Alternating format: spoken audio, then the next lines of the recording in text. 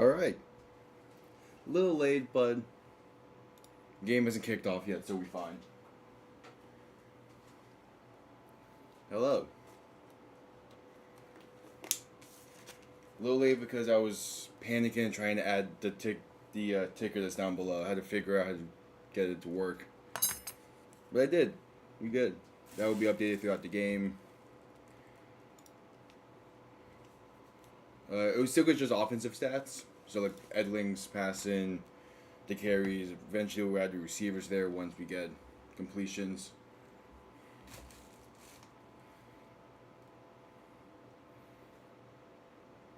Yeah, we ready. Time to figure out who's going to be playing in St. Louis next week. I'm hoping this can go slightly higher.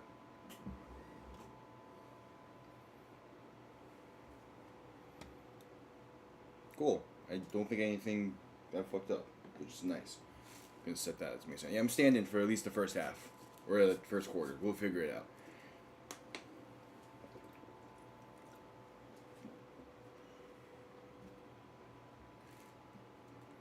Yeah. While we wait for kickoff, the WNBA game on ABC is currently in the final 30 seconds. So when that ends, they'll probably head us straight into kickoff. Yeah. Which, I mean, 6-point game with 30 seconds left. Yeah.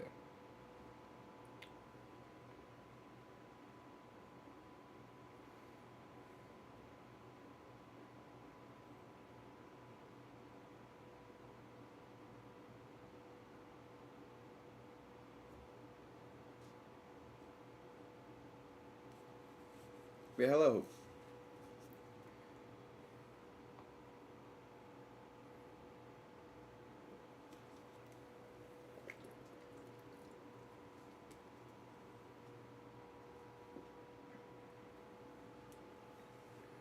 And of course, we're calling timeouts. Yeah. If the game ends up kicking off at a slightly different channel, then I'll make sure to head over there. But I didn't even fully look at the point spread. Let me look at that stuff real quick. Because man, I don't know. I do expect this to be a close game. Birmingham is 6.5 favorites? No. I could see this being. Well, the scores have stuck within that 20-ish, like 20. It was 27-20 the first meeting, 2019 last week. I'll say 25-23. Birmingham winning. I would say it's going to be close. These two teams play each other really well.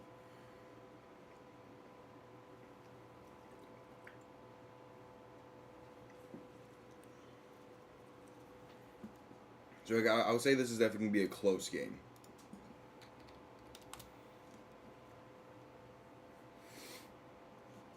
Yeah, that's part of the reason why I'm not sure who's gonna show up for Birmingham. Ricky Person is back, which is massive. Like he's an incredible running back, and they've needed him. So him being back is definitely going to play a big factor today.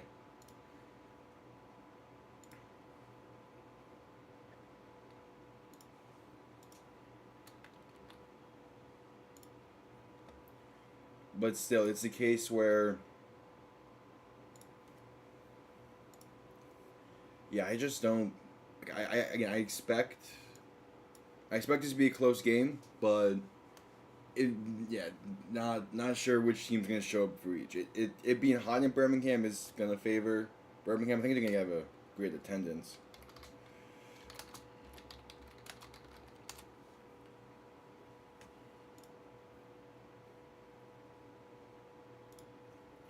Yeah, I mean, I'm definitely excited to see Ricky Person back on the field. He's someone I could see make an NFL roster, and someone that is going to have an impact today.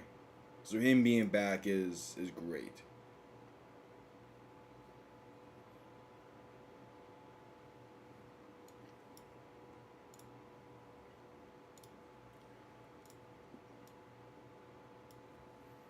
But at the same time, I mean, Michigan.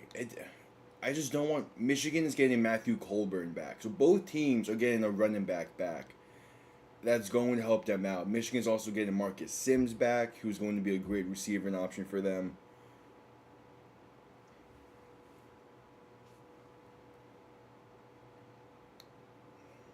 I would expect them to ride with Etling throughout the entirety of the game instead of doing a 2 QB system, but I just don't know.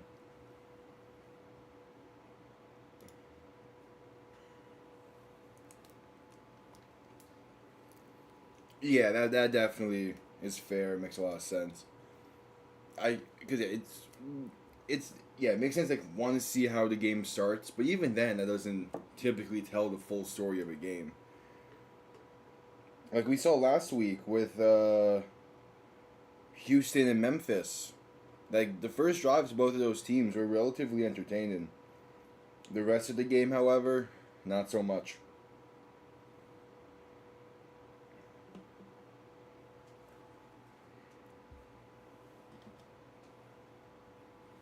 Panthers by two. I mean, you're an Edling fan. Either way, it should be a. These playoff games should be fun. They should be good.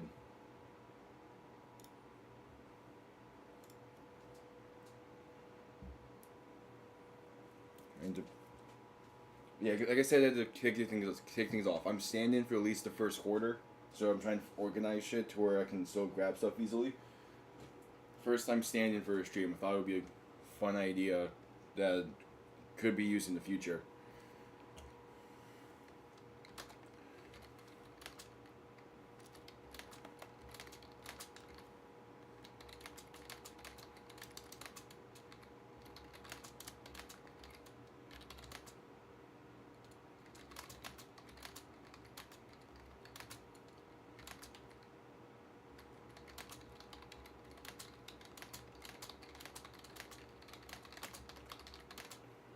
Yeah, kickoff underway momentarily.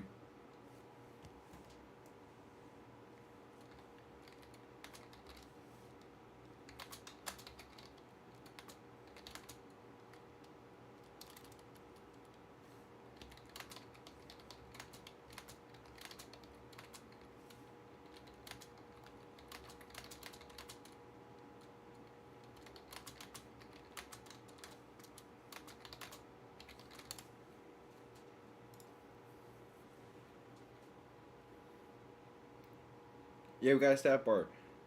Into the yard sale today? Nice. Did you find anything?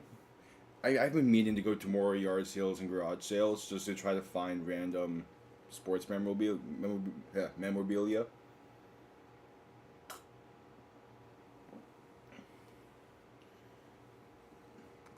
I got Sam Macho on the call.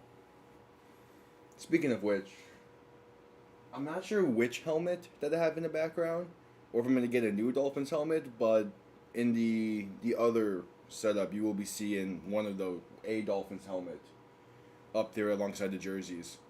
You also probably seen some more new jerseys. I plan to get some other teams build up the NFL collection. Nice.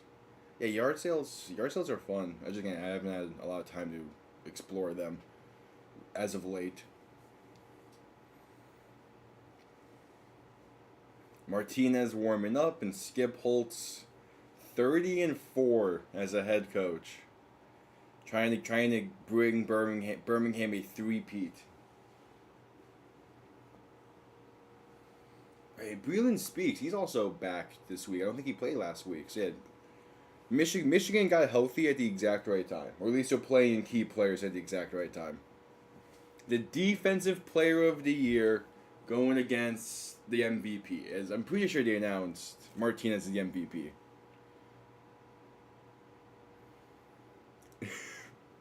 So I did see that proposal for the all jerseys. I have also seen that the teams are not allowed to wear green was made up, and like, cause like, it would make sense if they were allowed to wear green. Cause I know the whole like rule with the soccer stuff and the gangs and stuff, but like, it's an NFL game. It has no affiliation with anything going on in Brazil. Just coming to play a game. It would make sense that they can loosen up a bit, but we'll see. I don't expect. I expect them to wear their traditional uniforms. Although I would love if the Eagles brought back that fucking hideous yellow and light blue uniforms, because I used to love those in Madden 11. Anyway, Michigan set to get the ball first in the USFL Conference Championship game.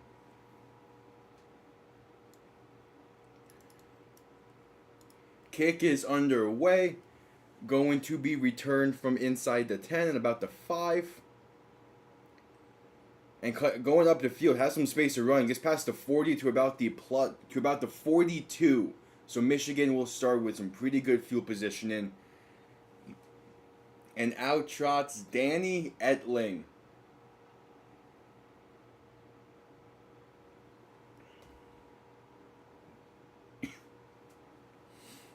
So E.J. Perry's the emergency third quarterback. Bryce Perkins dealing with injury after last week. Etling, short shotgun back behind him, sending a man in motion. First play of the conference championship is a handoff up the middle that goes for about 2 yards. That was Matthew Colburn. First run back.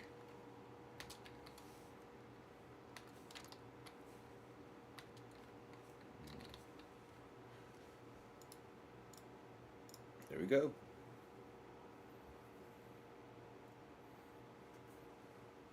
Okay, Etling shotgun. Back to his right, going to send him out of motion now. 3 receivers left, 2 to the right because of the motion, looking to throw. Quick pass left side is going to be caught, cutting up the field, and getting to about the 49-yard line, but he fumbles. And I think Michigan fell back on it, or they're calling stopping the forward progress. There's a flag on the field either way. It would have been caught by Devin Ross, and they gave Colburn 3 yards on that one. And then I'll wait to see what the penalty is and everything before adding stuff.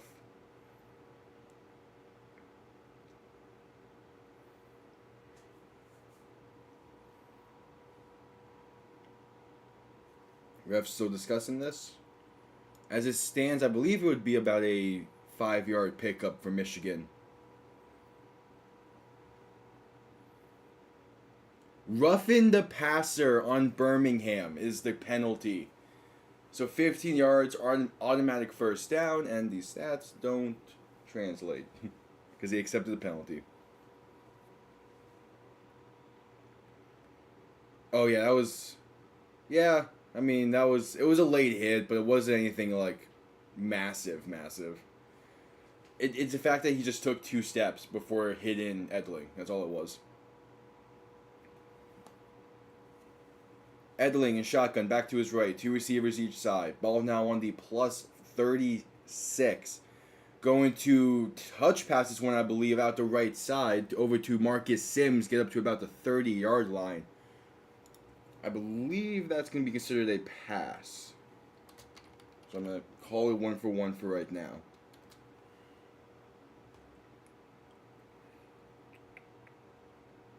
Yeah, also they did give him okay, so 2 for 2. Damn.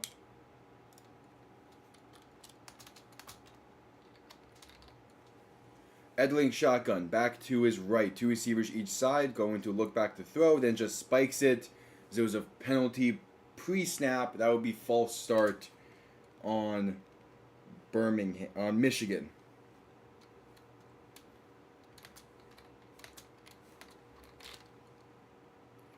And then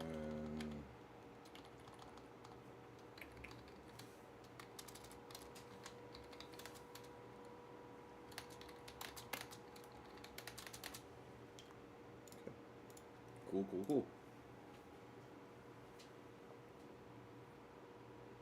Did he? Damn. Etling looking to throw in 2nd and 9 now. Pass over the middle is going to be incomplete. Attended for C.O.C. Marner. And the hit. He was dangerous pass over the middle, and Ziosi Marner gets laid out trying to make the reception. Who, Edling? Was Edling really on those on one of those Patriot teams? I mean, I wouldn't be completely shocked.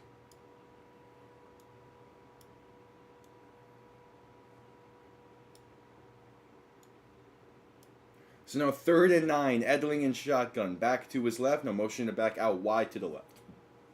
So showing a 5-receiver set. Looking to throw, pass over the middle is caught by COC Marner. Pass to 20, 15, 10, 5, touchdown Michigan. First drive of the game. And they get on the board first.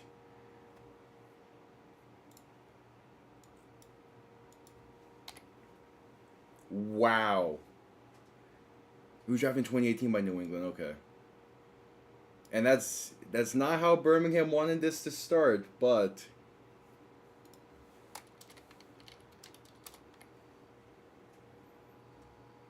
Michigan will gladly take that. So 12-17 left to go in the first.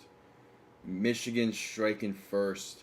Another 1-point try from the 2-yard line. Edling and shotgun back to his right. Going to hand this one off to Matthew Colburn, trying to work that left side, and getting stood up at the line of scrimmage by the sideline. It will remain a 6-point game. I mean, yeah, that's, man. It was just a drag route. It wasn't anything special. It just created. It was so the slot receiver pretty much cleared out a linebacker and a safety. Go just doing a seam route, and then just pass it underneath.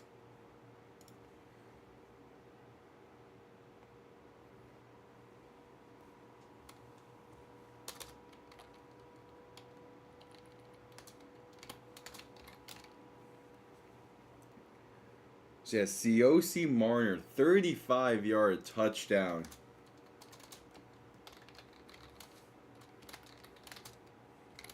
Gives Michigan the early lead.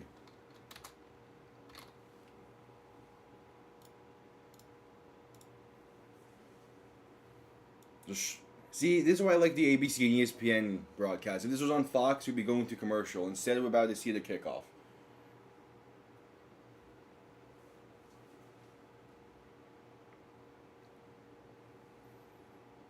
So Jake Bates going to send this one away.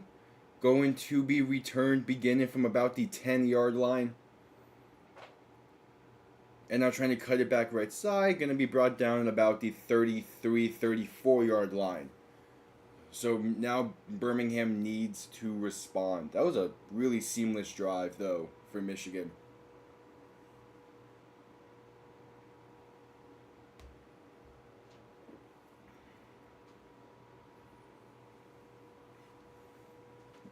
Adrian Martinez taking the field. All UFL, first team, 3rd in passing yards.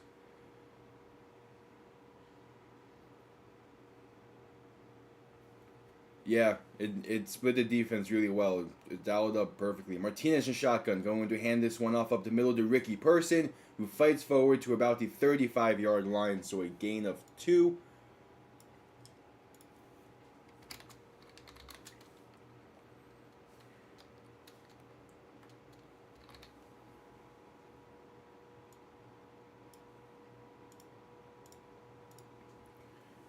Again, seeing Ricky Person back is great. He's an angry runner. He was to begin the season. Martinez in shotgun, back to his right, 2 receivers spread out to each side, ball on the 35-yard line. Going to look to throw, now he's going to keep it himself, a delayed QB keeper up the middle, now cutting towards the right side, and stepping out of bounds at the 41-yard line. It will set up a 3rd down.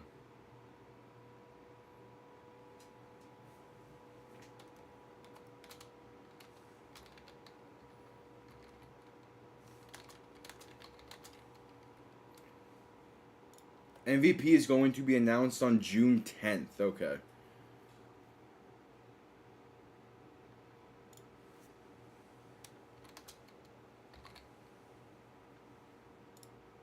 So 3rd and 2. Martinez rolling out to his right on a bootleg. Going to try to throw it. And if he maintained his feet in, it would be a completion. But they're saying Amari Rogers was unable to. Oh, now they're saying he did catch it. Okay. So Amari Rogers begins the passing attack today. Gains of about 3 on the 3rd and 2 attempt.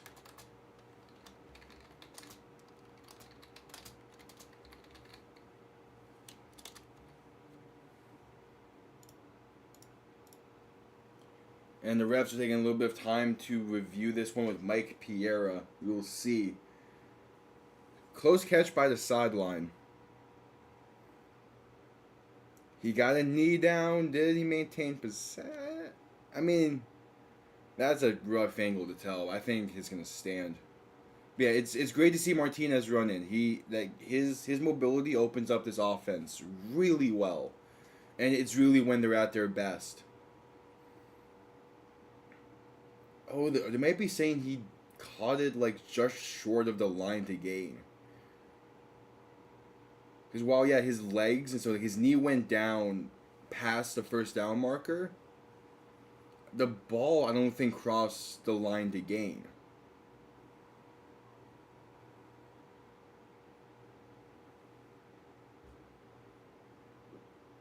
Which we can see a more side-on angle of that. We have Mike Pierce taking his time to review this. So it's completed pass, but short of the line to gain. So that's only a 1-yard completion then. Yeah, that's what it kind of looked like on the replay. He caught it in bounds, but with the way he had to catch it, the ball itself never crossed the first down marker. And here comes out the T formation. Martinez under center. Going to hand this one off to Ricky Person, trying to work that left side. I don't know if he got it. It's going to be close.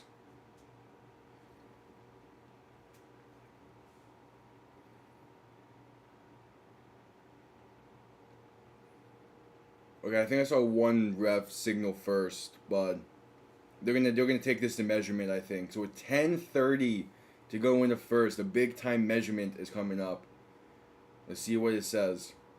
They needed the 48. Oh, it's close. It is close.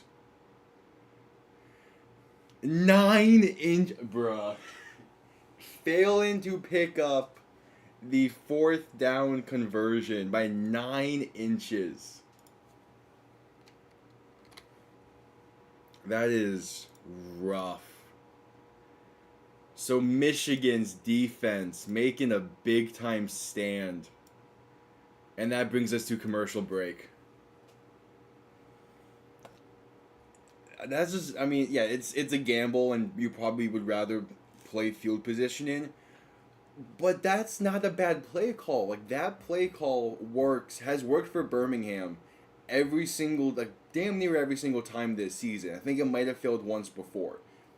But, like, that is a safe play call normally. So the fact that it gets stood up, man, that is a nice defensive play. Yep. Cool. I think I got all that situated. The thing I'm going to do is wait till commercials from now on before adding either commercials or like stoppages of play before adding to the stats, just to make sure I can keep up with the game properly. Let's do 2 drives. I mean, I was going back and forth way too much. But yeah, I mean, again, it's the T formation is a really safe play call for Birmingham this year. So it getting stood up like that is just good defense.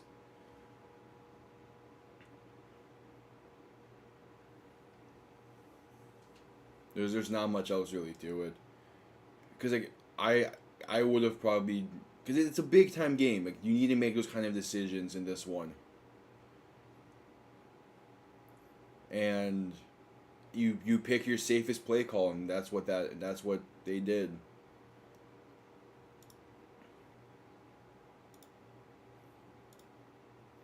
Yeah, we're at commercial. We're at commercial break. Michigan up 6-0, and a chance to extend its lead.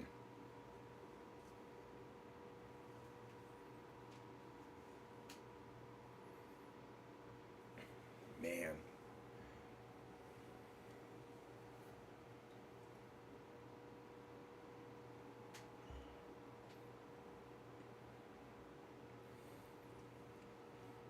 Big. I do.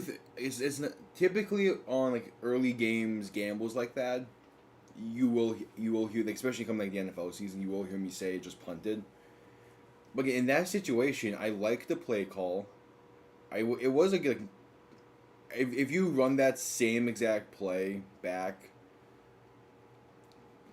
50 times, it works every other time besides that one probably.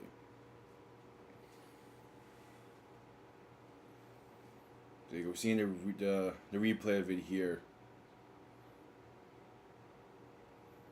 Where did it go wrong? That's kind of the question. Is like where did Michigan play this well? Okay, so yeah, the linebackers on the right side did a good job playing over to it, but also the tight end in the backfield. The tight end in the backfield didn't do a good enough job pushing his block down the field. He kind of got stood up himself, and that forced Ricky Person to kind of have to make a hezzy move, which allowed the linebackers time to get over. So, it was blocked well. You just needed that tight end to move up to really push his block up a bit, like another yard, inch maybe. This one can be handed off and cutting out to the left side. Gonna get past the 40 to about the 37-ish. I believe that is Matthew Colbert. No, that's Nate McCrary on the handoff this time. So a gain of 5.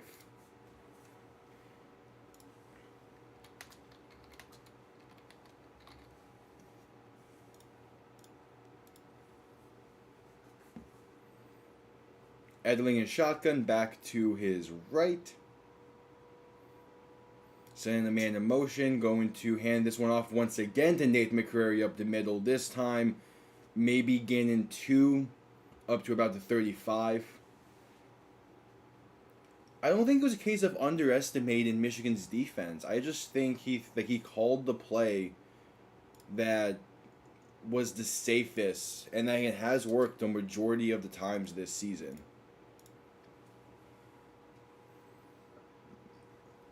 Just needing this tight end to be a little more to push that block a little better. Etling shotgun back to his left. 2 receivers bunched up to each side, looking to throw. Passing wide open receiver, but too high. Had COC Mariner on a corner route to the left side, and just put too much under it. Falls incomplete. And a 3-and-out for Michigan after the big 4th down stand.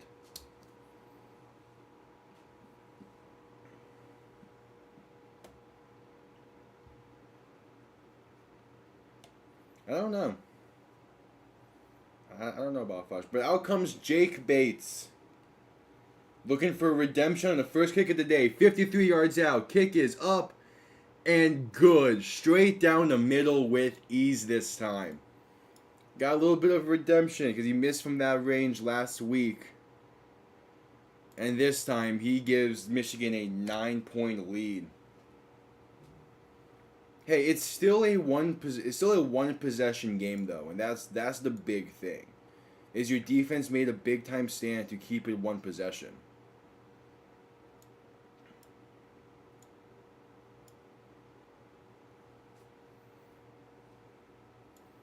If Michigan would have scored a touchdown there, then yeah, it's looked at in a rougher light. But it's still a one possession game. You can close it. You can close the distance on this next drive. You can tie it on this next drive if you really want to risk it.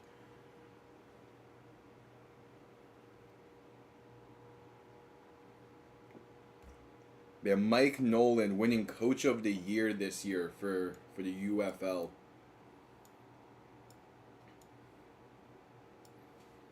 And has a 9-point lead early in this one. Jake Bates on to send this one away.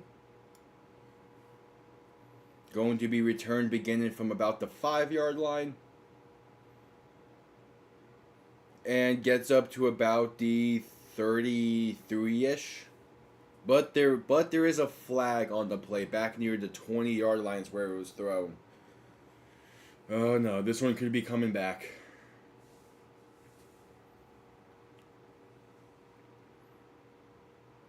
Hold in on Birmingham. So this one will be coming back.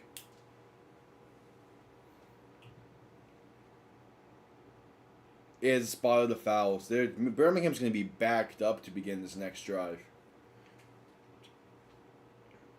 And yeah, so again, it's pretty similar to last week though. Early on in this one, Michigan is being the more dominant team.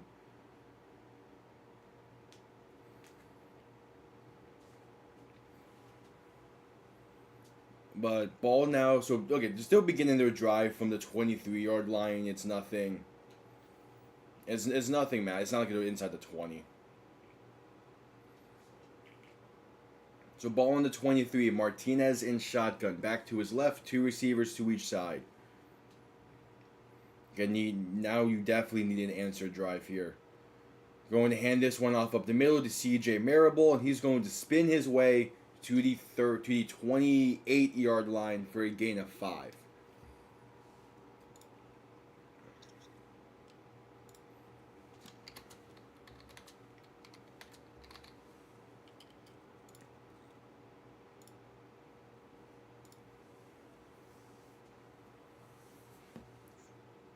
So again, good, solid start to the drive, but yeah, I want to see Birmingham pass a little bit more. 1 pass in play so far. Martinez in shotgun back to his left, going to hand this one off again. Breaking tackles in the backfield. CJ Marable picking up the first down to about the 35-ish yard line. So a gain of about 7 there. And he's running well today.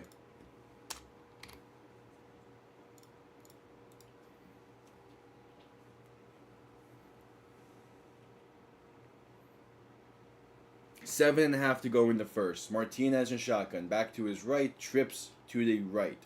Ball on the 35-yard line. Going to quick pass right side and a receiver screen to Amari Rogers, who's going to gain about 4-ish. So keeping the pass play short today. Or at least quick so far. Trying to get the offense to a rhythm. And it's been primarily Amari Rogers.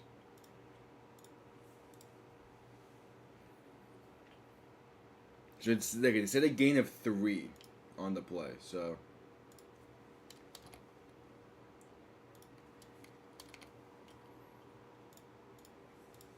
Martinez in shotgun. Back to his right. 2 receivers each side. Looking to throw once again. Throw in right side. Going to be, they're saying, caught on the sideline.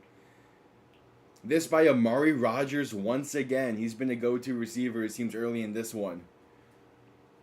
And yeah, they're taking their time before pushing things deep, which I get. Like you need to they're more so focusing on trying to spread them out laterally first.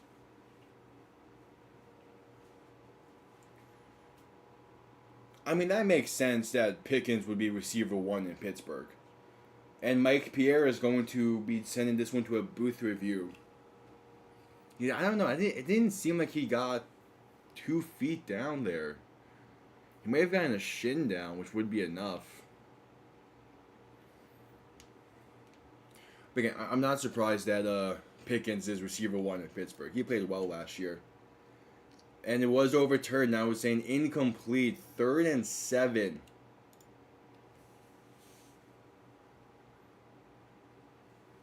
You do, but Birmingham's offense now also just needs to get into a rhythm. They need something to go around here on this drive. Looking to throw, and there's gonna be a stoppage for a flag pre-snap. False start. 3rd and 12 now for Birmingham. This is not going how they wanted to.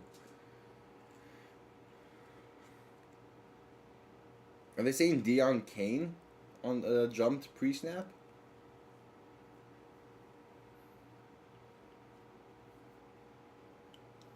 But either way, false start on 3rd and 7th, pushing them back. About 6 minutes to go in the first, and again, Birmingham needs some kind of answer. It's still early, but it's still early, but any more points from Michigan makes it a 2-possession game.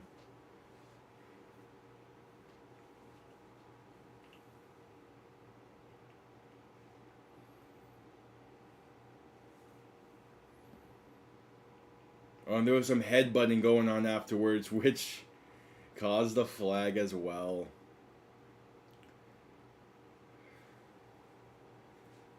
So ball now back at the 18-yard line. Yeah, there's not a lot of discipline going on today for Birmingham. 3rd and 27 after a personal foul penalty on Birmingham. So, yeah, now is definitely time to try to air this one out. But honestly, they'll probably just do a halfback dive, halfback draw. Martinez looking to throw, quick pass right side. Going to be incomplete because Deion Kane stumbled at the top of his route. And they're forced to punt. Yeah, that's not a very sloppy beginning of this game for Birmingham. They need to figure something out.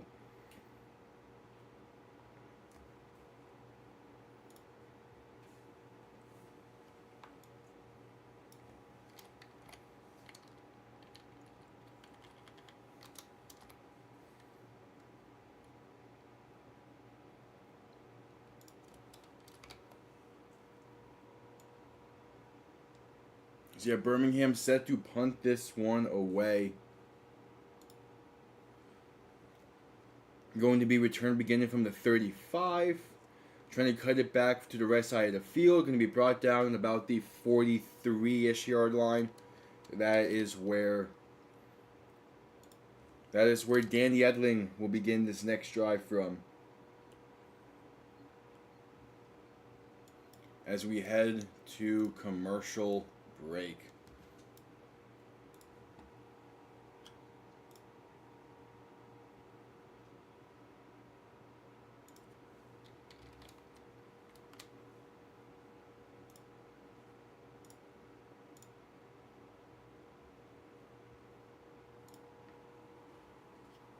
Man, it's just a very...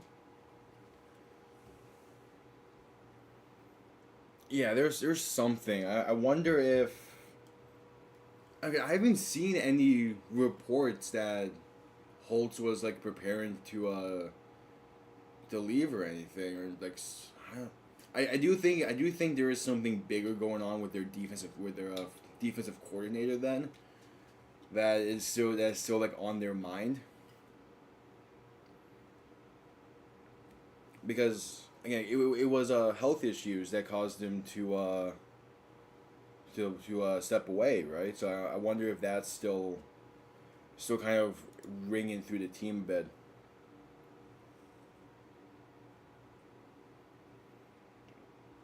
Yeah, they're Birmingham has looked sloppy recently. But like, the other thing is, like, they can turn it around though. If they can just stay in this game entering halftime, they can. Yeah.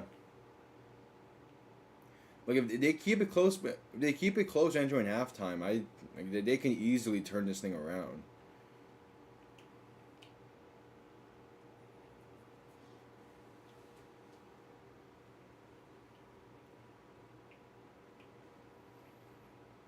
But there's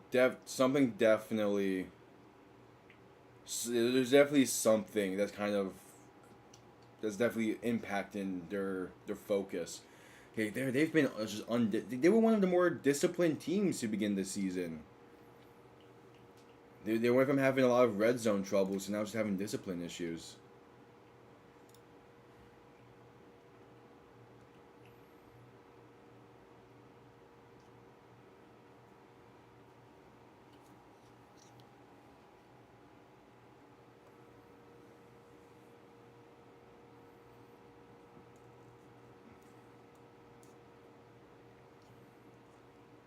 But we'll see. Their defense could definitely help them out a lot here, making a big time stand. If they can make a big time stand and get that momentum back, but they need something. They need someone to make a big time play.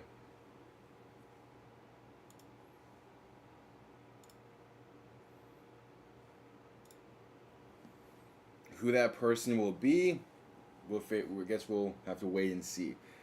I do expect them to be able to flip the script in this one though. Like that's kind of the style of play they've been playing recently. It is a team that can just flip the script when needed.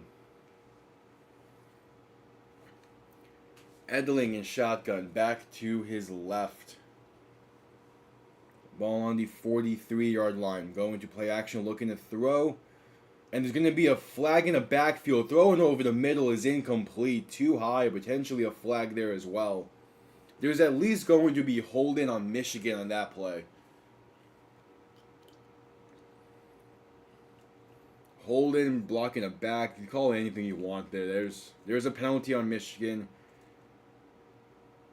So yeah, just the holding on Michigan. So set up a 1st and 20 early on to begin this drive. That can definitely help rile up Birmingham a bit.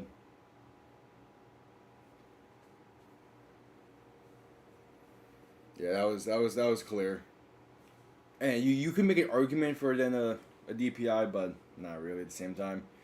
Etling in shotgun, back to his right, going to look to throw, rolling out right, passing in the flat to Cole Hikatuni, is going to gain about 2 yards.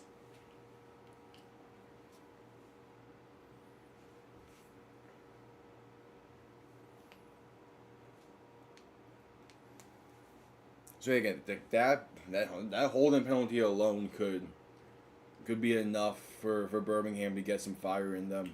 We'll see. A big time stand here now. Force it 3 and out after that. Etling shotgun, back to his left, 2 receivers to each side. Now motion in the back out wide to the left. So 3 receivers left, 2 to the right. Looking to throw, quick pass left side, going to be caught, but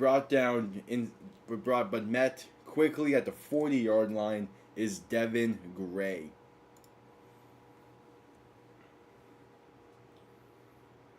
So 3rd and 13. Here is where Birmingham's defense can make a play and gain some momentum for the team. 3:20 to go in the first. Etling in shotgun, back to his right, 2 receivers each side.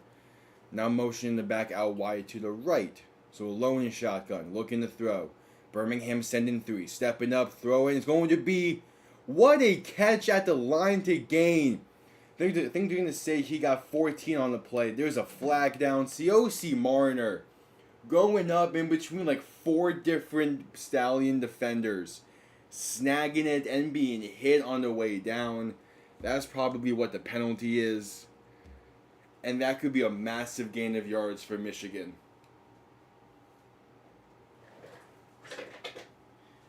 Etling not scared to thread the needle there. Yep, unnecessary roughness on Birmingham is the call. So a gain of 14 on the play and then tack on 15 thanks to the personal foul from Damon Lloyd. Just a strike in there for Etling. That was a dangerous throw, but it worked.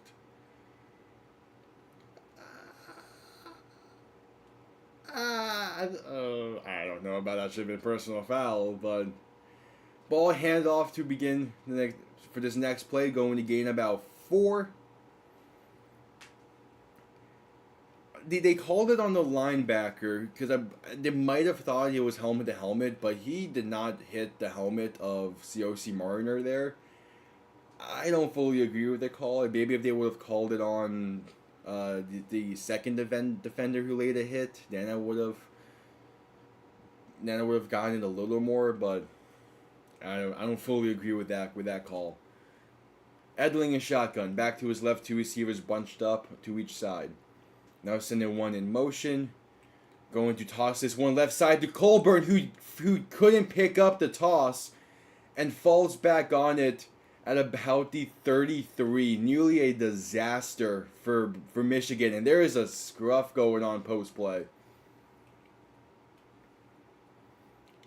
It's simple toss, but for some reason, Colburn couldn't fully hang on to it, and he luckily falls back on it. And my leg's getting tired. So just under 2 minutes to go in this one, and Michigan avoids potential disaster. Yeah, all it was both players fighting for the ball on the ground.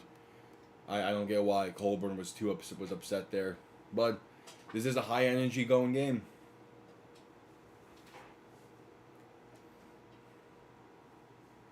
So 3rd and 12 now for Michigan. Don't need to force anything. Don't need to take too many risks. You can take a 2-possession lead. Etling is shotgun back to his right, looking to throw.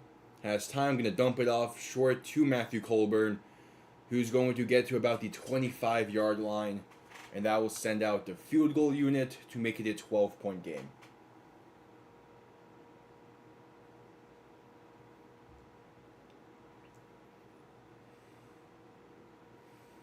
They are. They're play. I like that they're playing with a lot of energy, but they still need to remain disciplined.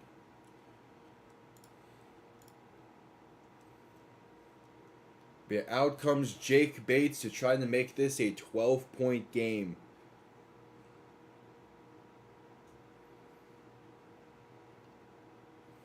.42-yard attempt from the right hash. Snap good. Hold good. Kick up.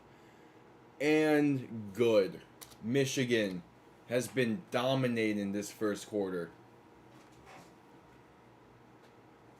Do I feel like quite a surprise? I didn't expect them to be playing this well.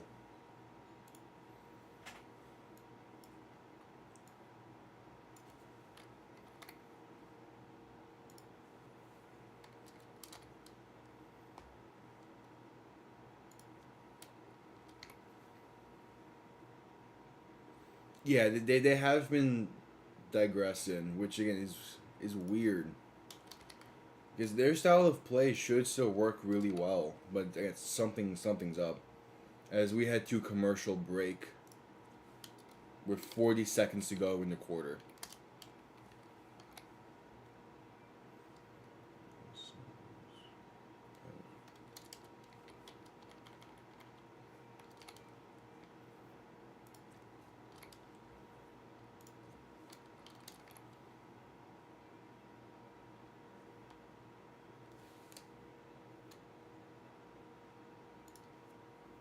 Yeah, it's been rough.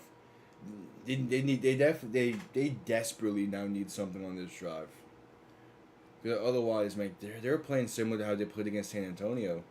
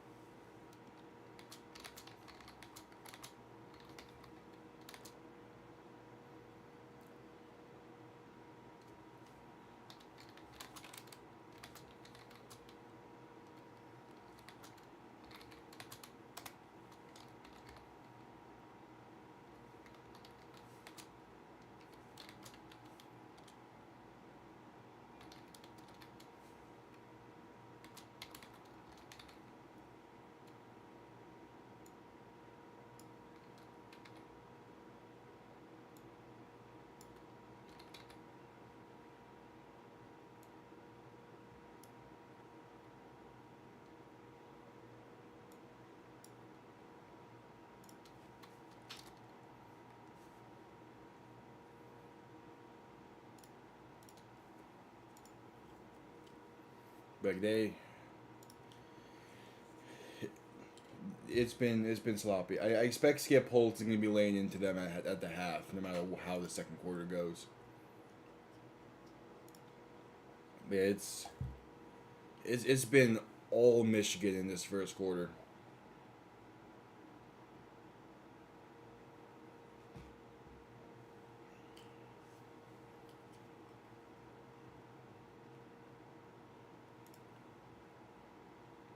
Like all it's gonna take is all it takes is a mistake from Michigan or a great play from Birmingham, and the momentum could quickly switch. but it needs to come on this next drive. They can't afford. They can't afford to go down from by much more. The defense has been playing okay. Like obviously the penalties aren't great, but two big time stands have to be put in rough spots. One by their own doing and one because of the field fourth down.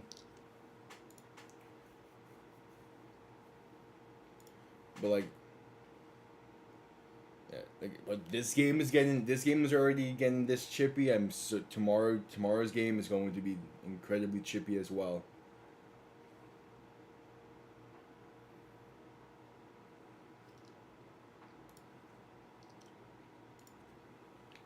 So Jake Bates now to send this one away. Going to be returned from inside the 10. And that's Ricky Person getting up to about the 40-yard line, maybe the 39.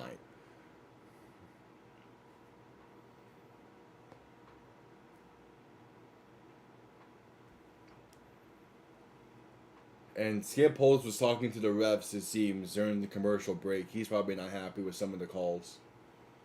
Which, again, the personal foul on the hit to COC Marner wasn't the greatest penalty.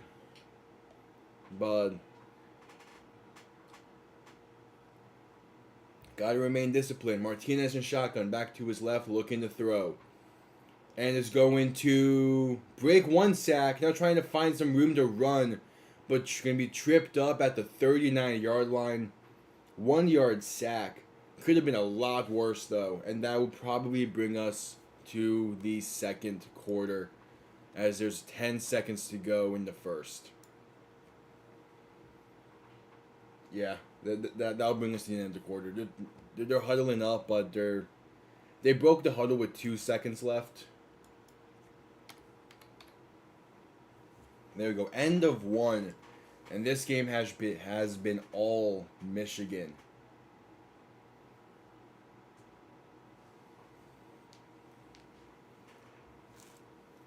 Great defensive plays, some undisciplined plays as well.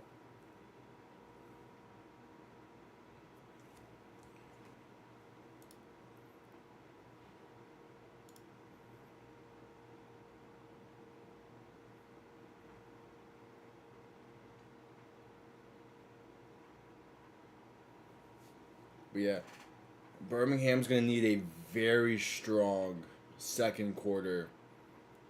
But they're going to be facing it on 2nd and 11 to begin the quarter.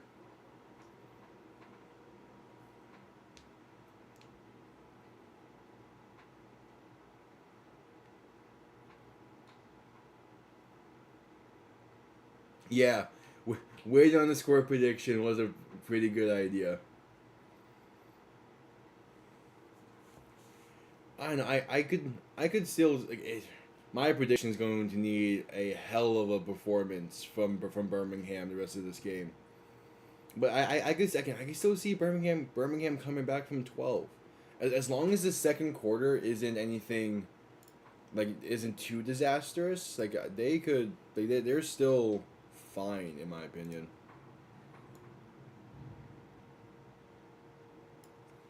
Again, they just can't let this quarter become too much of a disaster, or this half become too much of a disaster.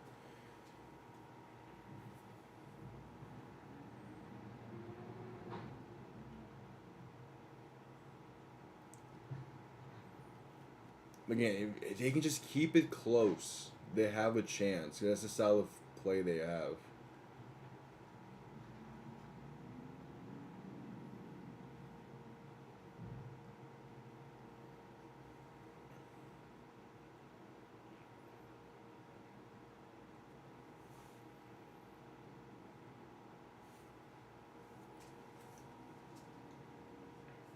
But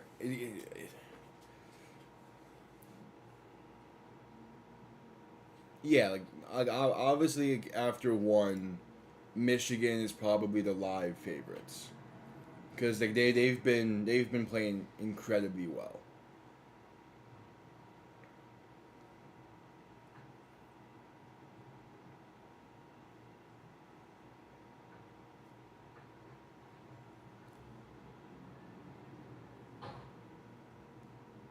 Like at the same time,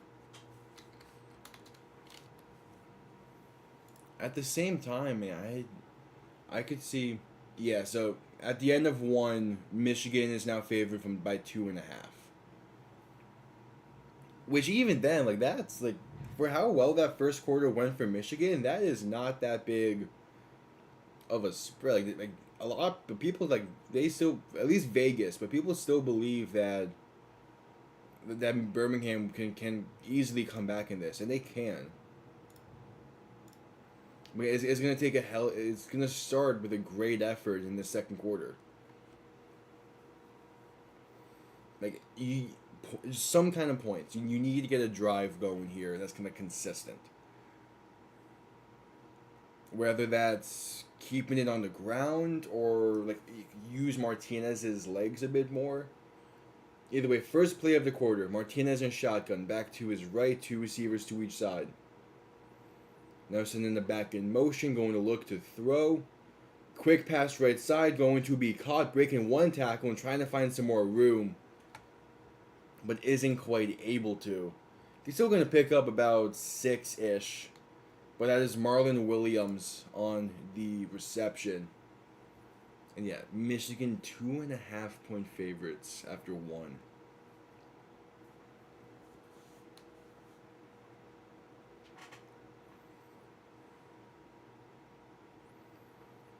Martinez alone in shotgun. Three receivers to the left, two to the right on a 3rd and 3. So they gained 8 on the previous play. Going to look to throw. Quick pass over the middle. Over the middle. It is caught down to the 40. And he gets up and runs and say no one touched him. Refs are saying it as well, I believe. And Benjamin Victor, a touchdown for Birmingham on a massive play. Was he really not touched? There's no shot. I feel like he had to have been touched.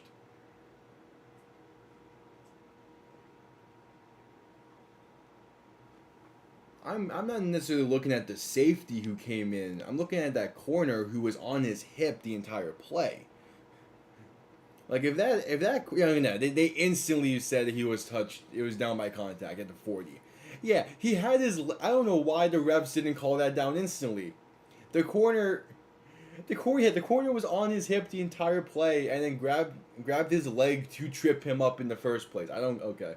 Martinez going to look to throw on 1st and 10 from the 40. Pass deep over the middle. It is caught by Jay Sternenberger. Bouncing off one defender. Stiff arming down past the 10, inside the 5 to the 2-yard line. That's the kind of play they've been needing.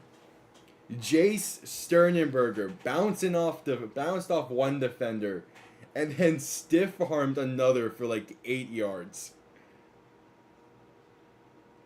A 38-yard reception sets up Birmingham at the 2. Simple seam route, and yeah, there could have been a face mask penalty there as well. It would have been more so an incidental one.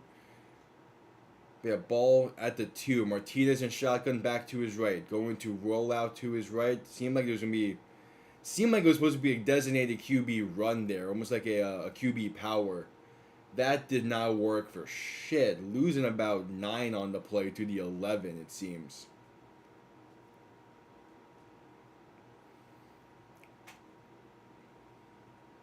Yeah, I don't know why he didn't throw it away. Maybe there was linemen on the field because it was a designed QB run, so I wouldn't be surprised if there was a lineman in the end zone, so that way he couldn't throw it away. I do think he still should have just taken the risk. But yeah, ball now at the 11. Martinez alone in shotgun. 3 receivers to the left, 2 to the right. Sending one in motion, looking to throw. Has some time. That time is quickly running out. Flag on the play in the backfield. And this time he just throws it away. But either way, I think that would be being called back for a holding penalty. And what was a fantastic drive for Birmingham. On back-to-back plays, is going to set them up for 2nd and goal at the 21. As, holding on Birmingham. Gee. What just happened?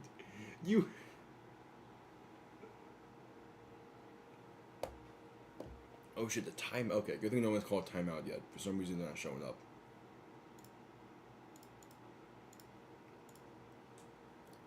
Give me a minute while I fix this. Good thing I'm just now realizing. Good thing I'm realizing now instead of when someone did call timeout. 12 minutes to go in the half. 2nd and goal from the 21. Martinez and shotgun back to his left. 3 receivers to the right. Looking to throw. Quick pass over the middle is going to be caught down at the 5.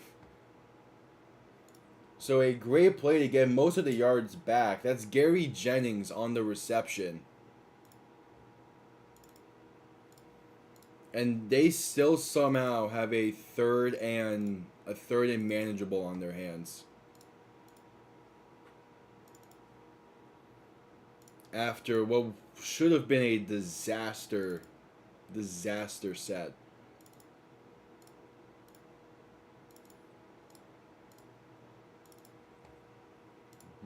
Martinez alone in shotgun. 4 receivers to the right in the diamond set. 1 to the left looking to throw. Fade route left side. Going to be incomplete. Attended for Jordan Thomas. A great defensive play to get a hand in there and knock the ball loose. And the red zone monsters coming back for Birmingham today. What was a very up and down drive. Thought you had a touchdown, gets called back damn near instantly. Then a 38-yard play to get down to the 2, and then back-to-back losses of about 10.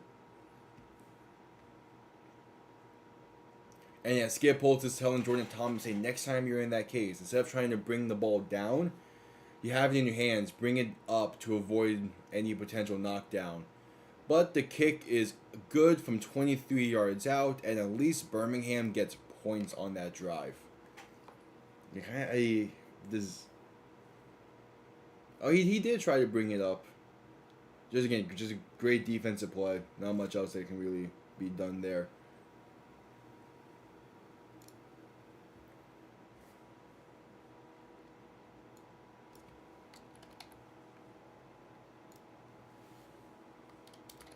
As that brings us to commercial break.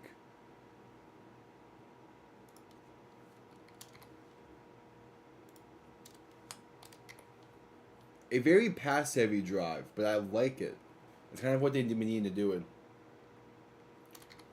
If they would have thrown out a fake field goal after all that,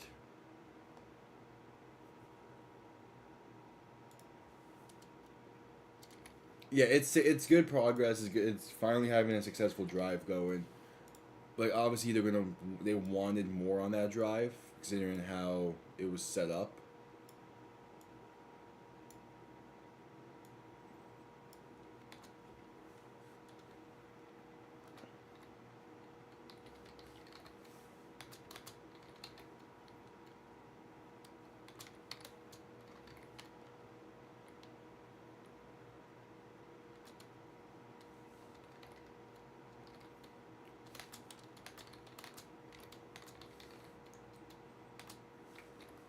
Give me a minute.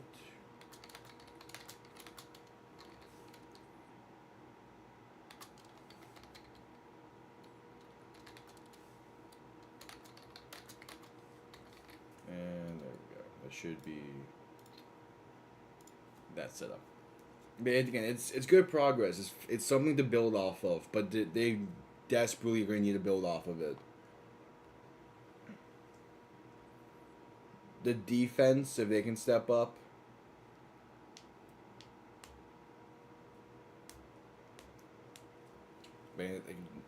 It's time for the defense to force a punt. They've made some good stops, but they've been for field goals for the most part. If they can force a turnover, that would be great. But the main thing is they just need to get off the field on 3rd down outside of field goal range.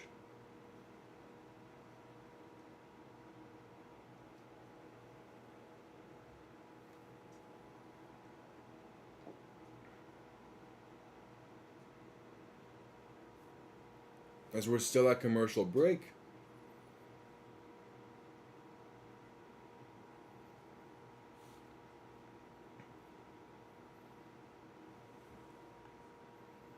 with how these two teams have been playing today, I think the answer is you'd rather play Birmingham.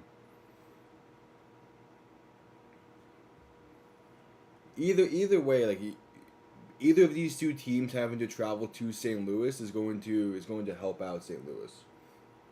Because yeah, St. Louis lost to both of these teams, but they were both on the road.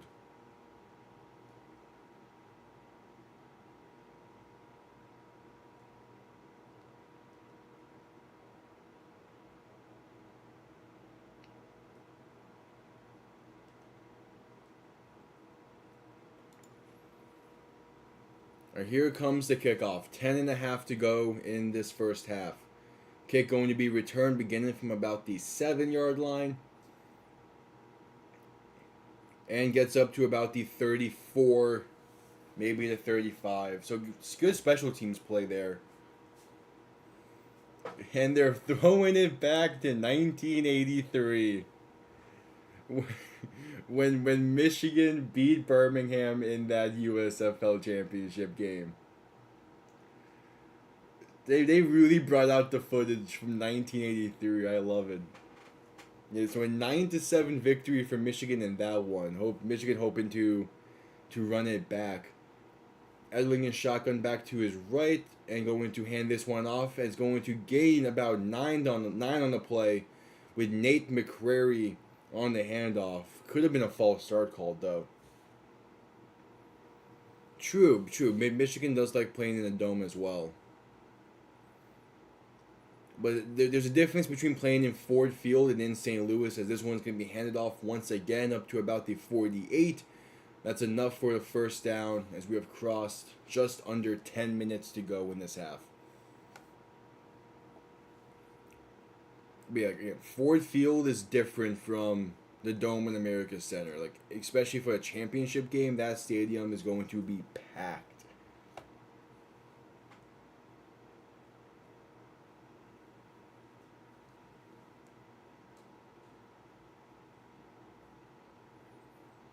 Etling and shotgun back to his left, 2 receivers to each side, sending one in motion.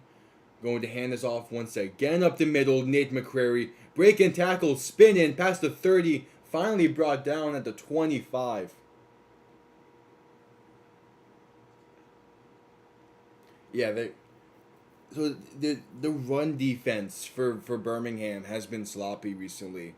And I know I keep bringing it up, but we keep we've been talking like Birmingham's been missing a leader, it seems, on defense, and then they need like something going, need someone to step up.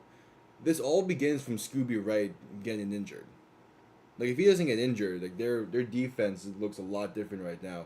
Quick pass to Hikatuni in the flat, going to gain about 7-ish. Because like Scooby Wright is he was a great player when he early in the season. So like his injury is rough for Birmingham, and they haven't really been able to overcome that recently.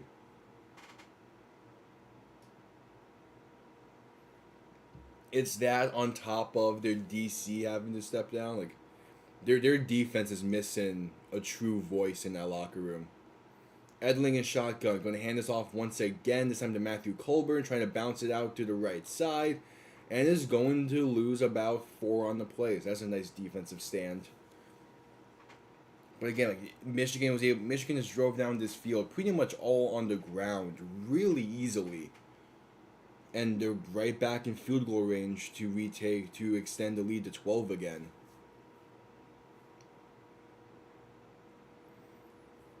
Third and 5, ball on the 21-yard line, looking for the 16. But again, like if you're Michigan, just all you gotta do from now on is match each score. So Edling and shotgun back to his right, 2 receivers bunched up each side, looking to throw. Quick pass left side, going to be incomplete. Might be some miscommunication there between him and the receiver, but either way, kind of just a throwaway. It was pressure quick in his face. So good job avoiding the sack. And out comes Jake Bates to make this a 12-point game once again. That's what I was thinking earlier as well. but I haven't heard anything about that. So like, I feel like if that was the case, it would have been like there would have been some like rumor leak right now. 39-yard try from Jake Bates is up and good. As I forgot to move the possession indicator for that drive, it's whatever. I do wonder if that's the case. I just don't know where he would be getting a new job.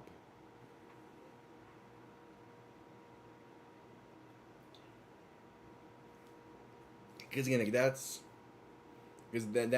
something I feel would have been like at least like leaked by now, if not just rumored, and I haven't heard anything of the nature. As we head to commercial break, but either way, this has been a solid game so far for Michigan.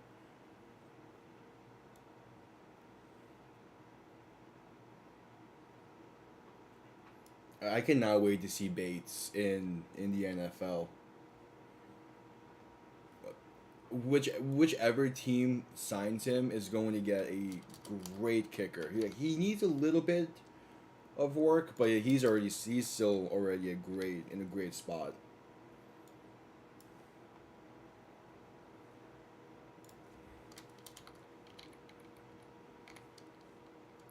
Colburn's having a rough day today, which I'm kind of surprised by.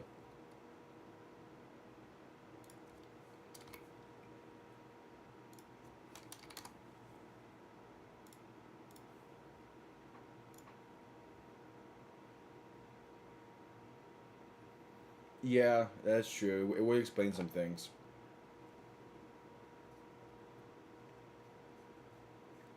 I don't know. I if Holtz is truly like leaving Birmingham after this season, then I do wonder what the plan is going forward for them. Because it seemed like that he like him being a coach there is like the future. He definitely needs some work on the defense now that Chavez is gone.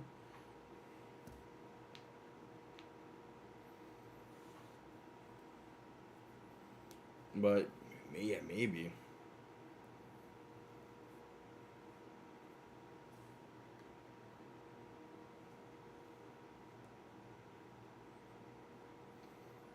I mean, tomorrow is the first playoff game, first playoff football game being played in St. Louis in 19 years. I would not be shocked if that stadium is being completely like if they're selling every part of that stadium. It's gonna be great. The energy's gonna be fantastic.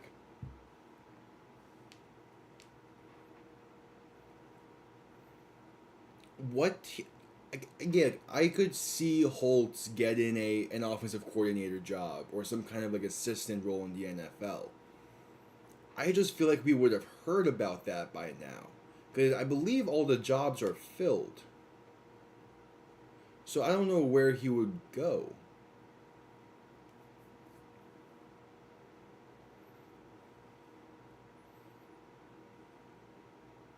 And they're showcasing that 3rd and 5. The left tackle of Michigan got blown past, which forced the incompletion.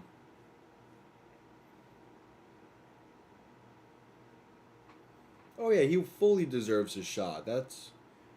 I just feel like I just don't know what team is currently has an opening because OTAs have started. It would be weird if one, it would be weird if a team was in the case of not having any kind of coordinator or anything heading into OTAs. Two, it would be weird if they fired one and then hired Holtz. Muffed kickoff, trying to now fall back on it, unable to. Finally, someone else of Birmingham comes in and falls on it about the 20.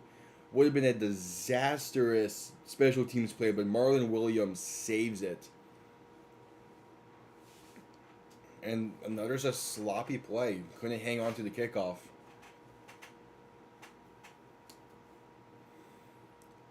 A more like an assistant role I could see more likely being hired around this time. But still, it's a case where like it needs to be with a staff and an offensive system that is like damn near identical to his own. which there's not a lot of NFL teams that are looking for that kind of system or that don't that or run that same style. Martinez quick pass right side to Deion Kane's going to be caught but met at the line of scrimmage, trying a little receiver screen there, goes nowhere.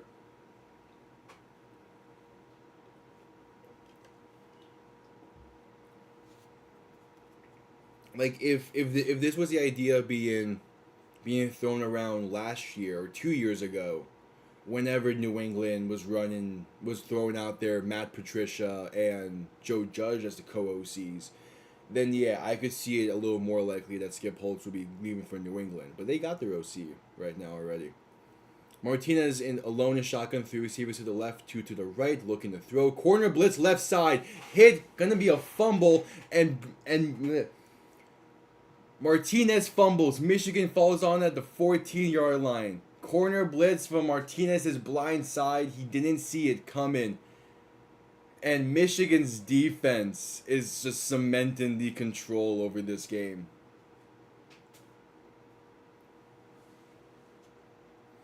Beautifully dialed up corner blitz from Michigan. Yeah, Martinez didn't even see it coming.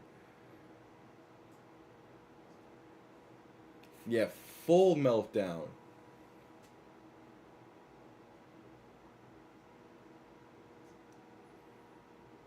Like, it was beautifully the blitz was disguised really well pre-snap.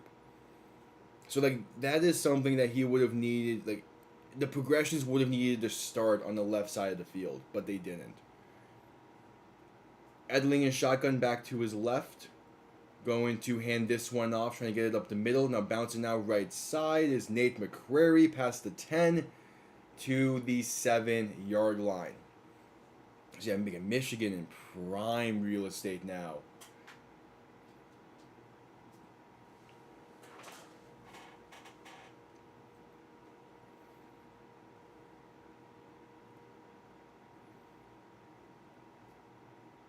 Second and 3 coming up after the gain of 7. Etling in shotgun back to his right. Can still get a first down from the 4. Etling gonna hand this one off up the middle once again, going to get to the 5-yard line. That is Nate McCrary once again on the handoff, and he's been the primary back today, which makes sense with Colburn coming off of the injury and everything. I'm not fully surprised that he hasn't been used a lot today. I'm also not completely surprised that he hasn't had a lot of production today on the small chances he has been used.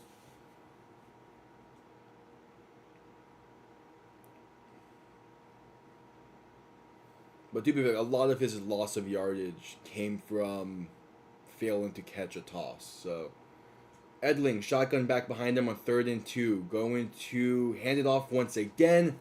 But quick pressure in the backfield is going to trip McCrary up for a loss of about 1, maybe 2. So Birmingham's defense forces a 3 and out. But it's still going to set up a 15-point game. Yeah, it's all just next man up. I would expect Colburn to be obviously he's gonna be a little healthier next week, so I expect him to kind of be more prepared if they do make the championship, and probably have better production then. 25-yard try from the left hash for Jake Bates to make it a 15-point game with 4 minutes to go in the half. Kick up and good with ease straight down the middle. 4 for 4 on the day for Jake Bates. Yep, death by 1,000 cuts. Well, there was a Broncos Patriots game a few years back. That was the same thing. The Broncos put up 18 purely off of field goals and won. Yeah, Michigan's defense making a big time play.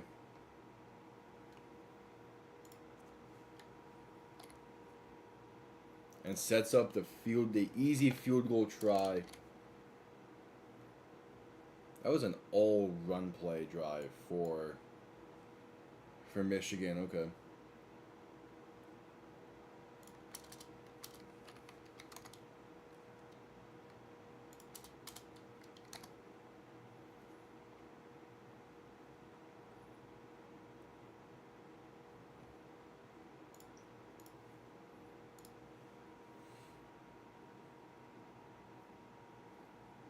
I mean, with how Birmingham has been playing today, unless they show up in the second half, you could probably win this game off of field goals.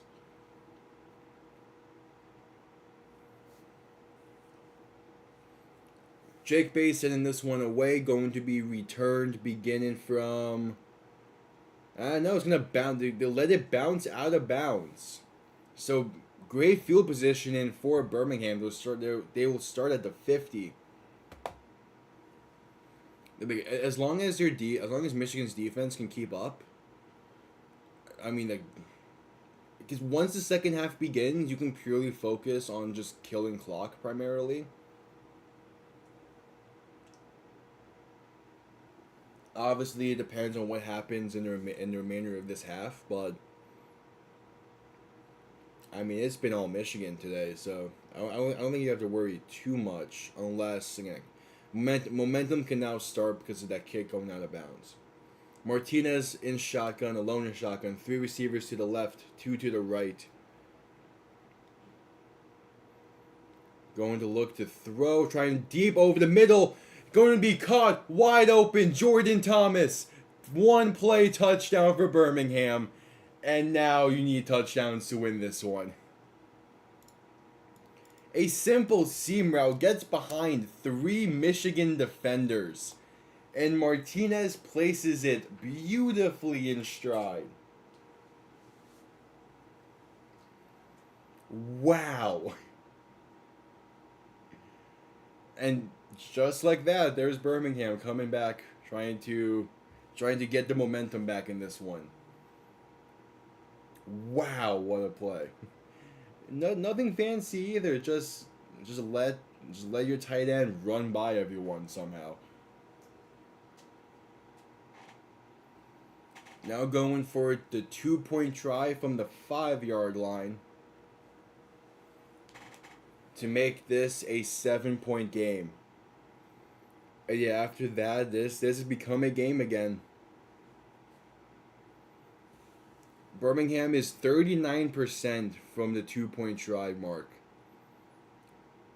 Alone in shotgun, 3 receivers to the right, looking to throw. Martinez left side, going to be incomplete. Attended for Amari Rogers, who wanted a flag, but there was not even a smidge of defensive pass interference on that play. And yeah, just a seam route that beat cover 2, it seems. They just left the middle of the field open.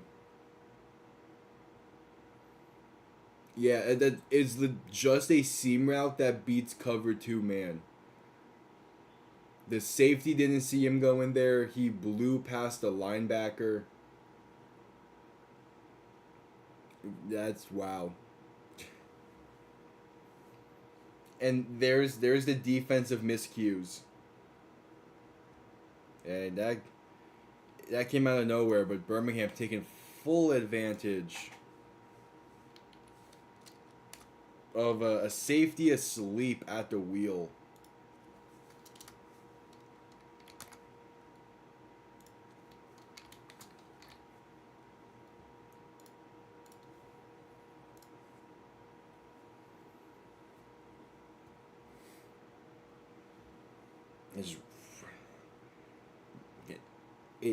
Splitting the safeties like that is a very simple way to beat cover 2. It worked for them. Michigan going to begin the return from the goal line. And gets up to about the 30, still pushing forward, gets to the 34. So a nice return considering where they started from on it.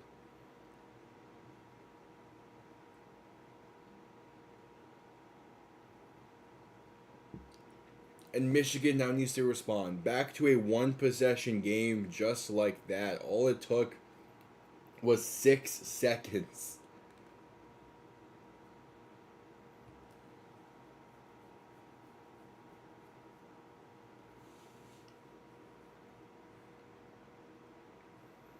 Etling in shotgun. Back to his left, 2 receivers to each side.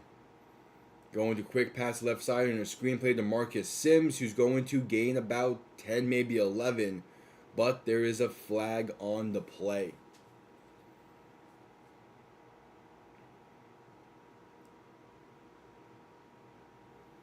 Roughen the passer on Birmingham.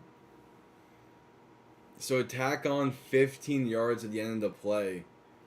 And it's the undisciplinedness coming back again. It was Carlos Davis out of Nebraska being called for roughing the passer. Did he go high? Was that why they called it? Either way, ball now on the plus side of the field at the plus 41. Etling is shotgun back to his right. Man in motion, going to hand this one off up the middle to Matthew Colburn, who's going to gain about a yard.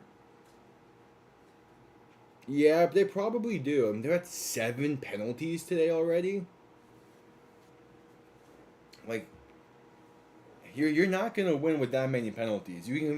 I mean, it's unlikely to win.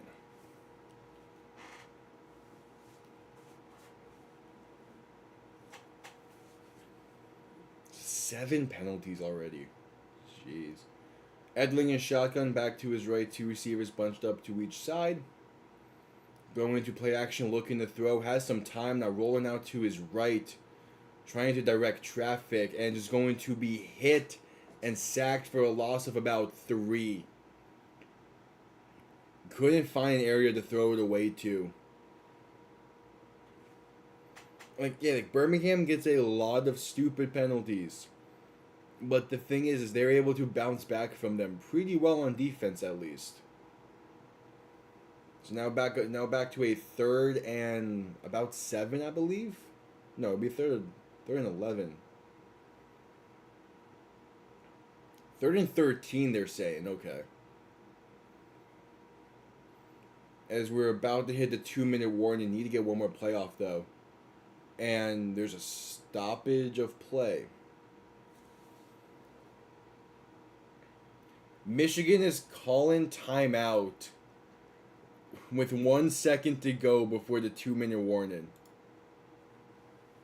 Okay, sure. Be a 30-second timeout and not a standard one.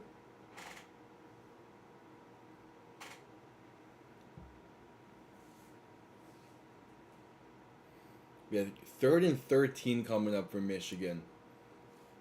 You don't need all of it. You just need to get close. Because, you have a kicker that can hit from long range. Keep it a 2-possession game entering the half would be ideal. Birmingham gets ball to begin the second half. Here we go. Last play before the 2-minute warning. Etling and shotgun back to his left. Now motion in the back out wide to the left. 3 receivers left now, 2 to the right. Looking to throw. Has time. Quick pass right side. Going to be caught. And gets 11 on the play. Not quite enough. That's Trey Quinn on the reception. His first today. And that will give Michigan the 2-minute warning to decide what they want to do on 4th down. They have a decision to make here. You can take the field goal, take the points, and set yourself up with hopefully a 2-possession lead entering the half.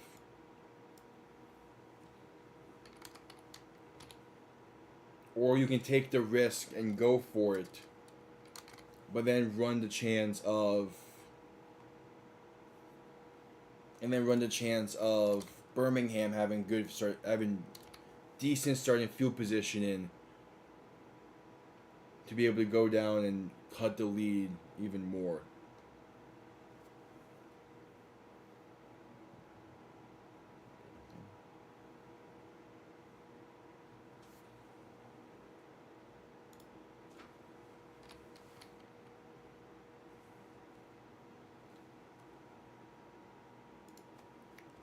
My camera's blocking this monitor. Hold on. Getting the stats set up.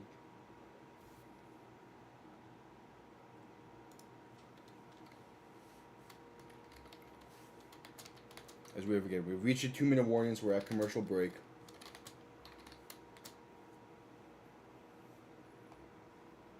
Okay. That should be good.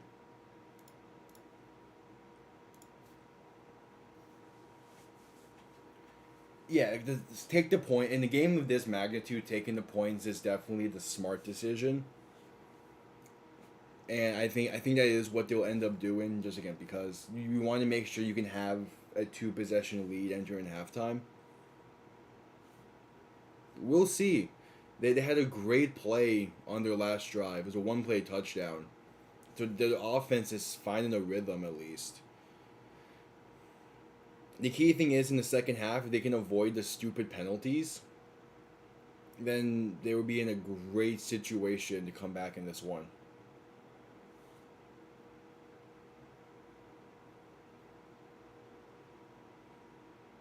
But yeah, until proven otherwise, it's looking like a Michigan game. And yeah, Paul. I mean, I was gonna watch these games anyway, so I started. So these all started because like I was gonna watch these anyway. I thought might as well just because I'm gonna be doing these play-by-plays for the NFL as well. Come when that season starts. So it was. I was gonna watch these games anyway. Might as well get some practice in for the NFL season. So far, yeah. So far today, the Stallions have not been the greatest. Yeah, Jake Bates is on for another field goal attempt. 4 for 4 already today. To make him 5 for 5, and also give Michigan a 12-point lead. Another long attempt for Jake Bates. This one from about 51 yards out. From the right hash.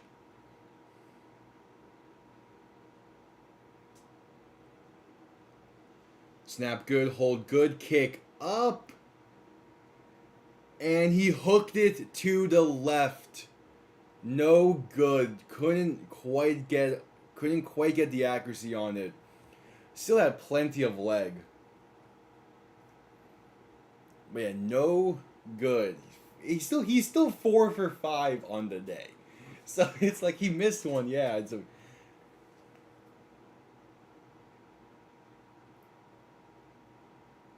Was the hold good? The hold looked pretty solid.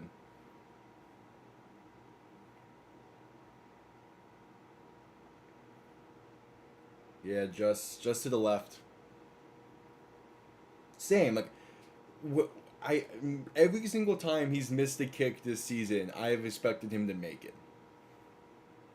Martinez in shotgun looking to throw. Gonna quick pass over the middle to CJ Marable to gain about 5 yards, and that's how this drive starts. What should be the last drive of the half.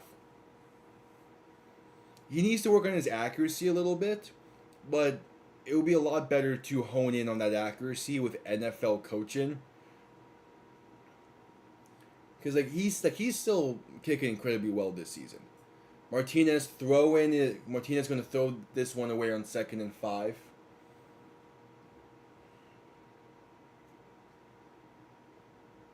Yeah, as long as he doesn't pull a Scott Norwood. Because let me see. He was out. I think I saw. I was on my phone. Okay, well he was at what 17 for 21 was it during the regular season? No, he was at there's a post play flag. We see what this one is. They're calling intentional grounding. Okay, that's gonna play a wrinkle into things.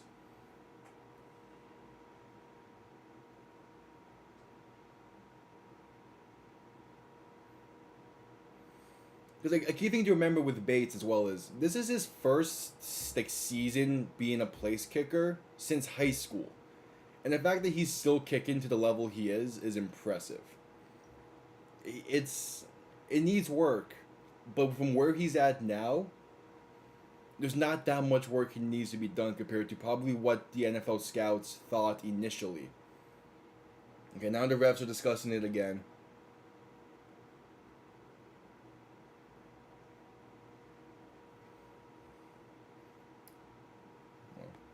I'm trying to see his exact. So he was 17 for 22 in the regular season. He's 4 for 5 so far today.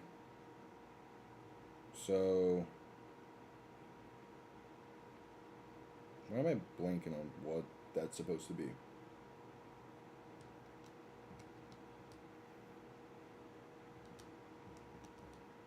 Is that 21 for 27? That 18 for 23.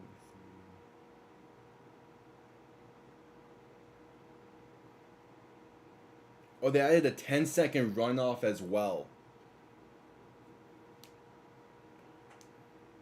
Okay, so it went from 121 to go in a half to 111.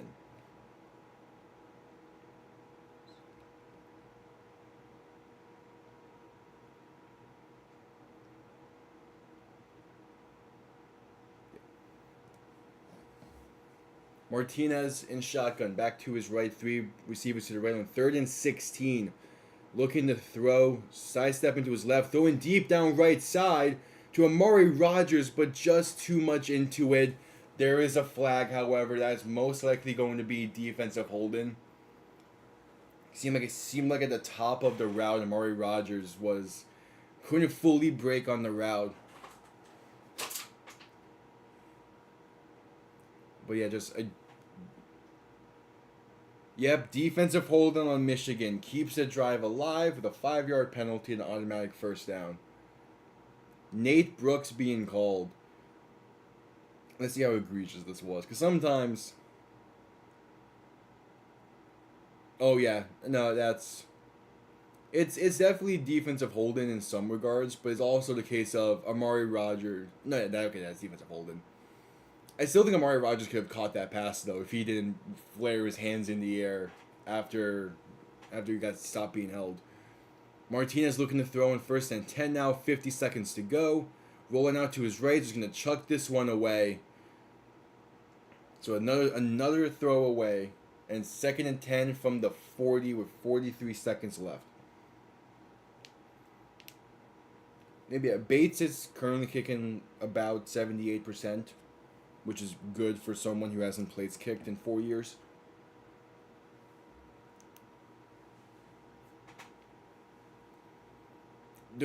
Martinez has definitely been contained a lot better in recent weeks, which is why you need to call more design QB runs. Martinez throwing over the middle. It is caught by Marlon Williams down to the plus side of the field. Did he fumble though?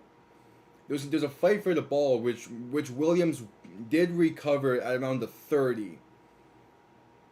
They're saying he fumbled and then recovered. So he fumbled at around the 40, recovered it at the 31. I mean, that's the official ruling. That in fast motion is hard to tell. But if that is a fumble, Birmingham would have gained like 9 yards on it. No, okay, he was down before. He was down by contact before. Anymore, okay, he's probably gonna be marked down at about the 37. But he's definitely down by contact before.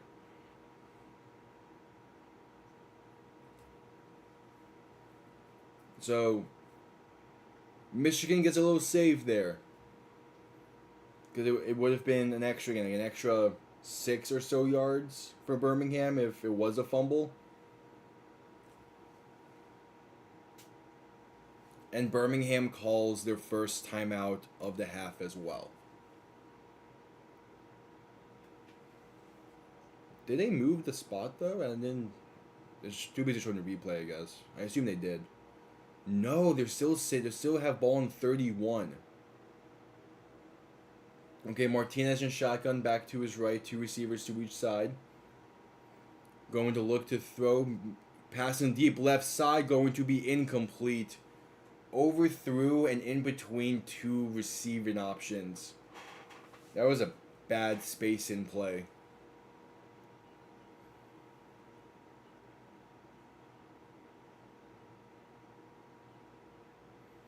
But again, Birmingham is well into field goal range at this point.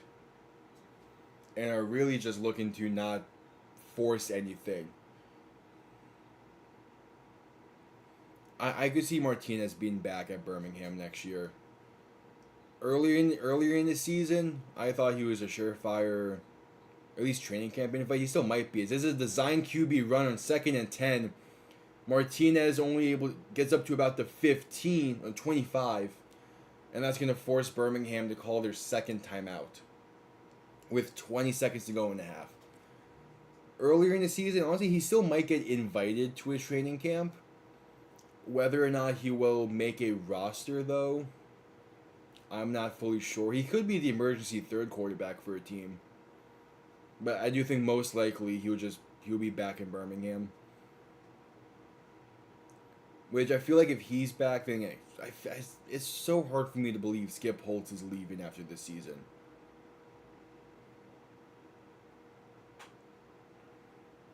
Third and 4. 20 seconds to go in the half. Birmingham looking to make this, at the very least, a 6-point game entering the half.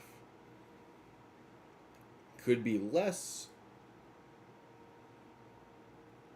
Martinez alone in shotgun. 3 receivers to the right, 2 to the left. Ball on the 25.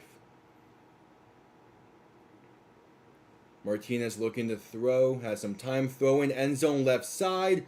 An incomplete, intended for Amari Rogers. Couldn't quite get to the back shoulder. And it sets up a 4th and 4 with 16 seconds left.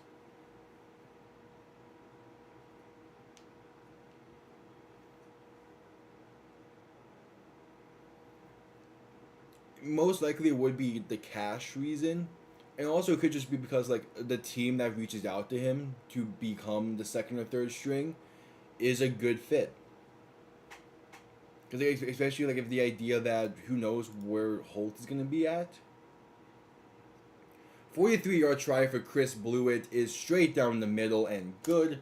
12 seconds to go in the half, and this is a 6-point game. Because at the end of the day, the younger players on these rosters want to make the NFL. They're playing here to get more tape out there to try and make the NFL. So like if a team is calling Martinez, he's going to at least going to go over to wherever team's calling him and talk to them.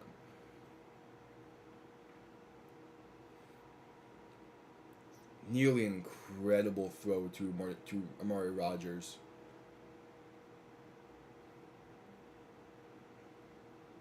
Yeah, same thing with McGo, because he's up like a practice. I forgot what McGo is over in Green Bay. I just know he's over there. Like the UFL is not going to be the end point unless the player is up there in age. Which like AJ McCarron. So I feel like Martinez will at least get a training camp invite. Yeah, exactly. It's like that's why I'm like I could see Martinez just riding the just riding the bench in the NFL if the right team calls. Kick is away, going to be caught at the goal line and returned out, trying to get something going here at the end of the half, I think. And would have had a great lane. Ball on the 40 with 5 seconds to go. Will be interesting to see what Michigan decides to do here.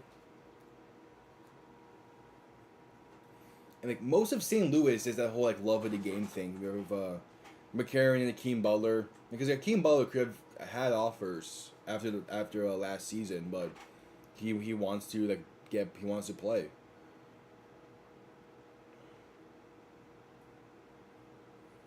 Yeah, and I like that reason for him staying in St. Louis, because like he's had a good NFL career. He's made money, and yeah, Michigan just gonna need this one out, send us to halftime. This game definitely closer than how it looked early on. But Birmingham, they can flip the switch. And they get ball to begin the second half. They have a big opportunity coming up.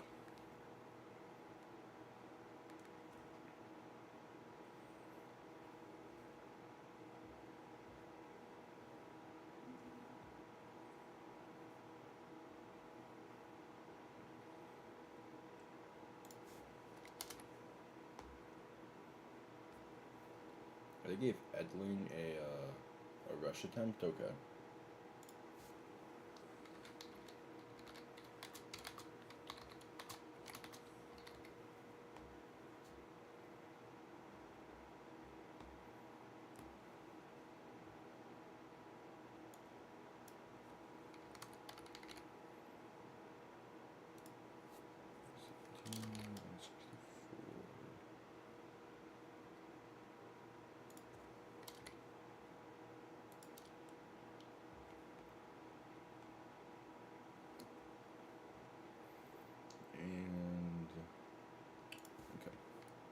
Yeah, again, just taking care of the ticker at the bottom real quick, as we've just entered halftime.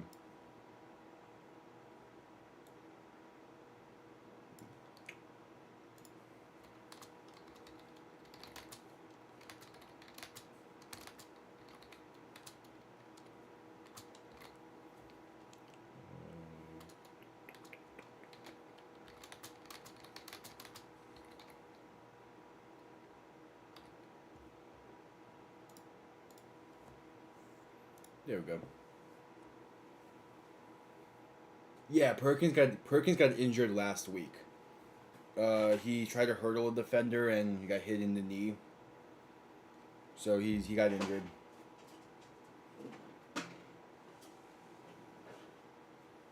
I do think if he was healthy, we would see him at some point today.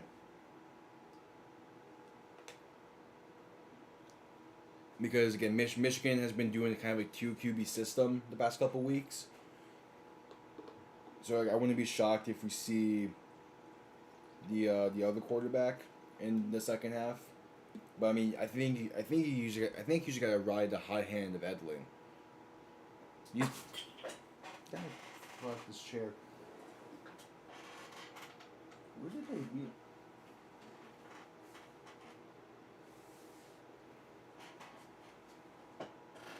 I don't want to say garbage. I mean, do they both have NFL like game stats? Cause I know Perkins does.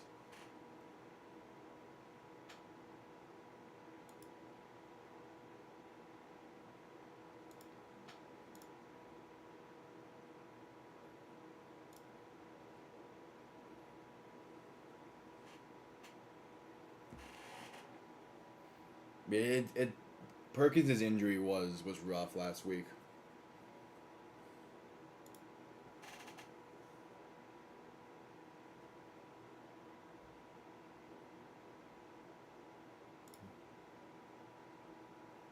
Okay, where did the wheel go for this chair? One of the wheels on the chair I'm using does not fully stay in, so occasionally it just disappears. There it is.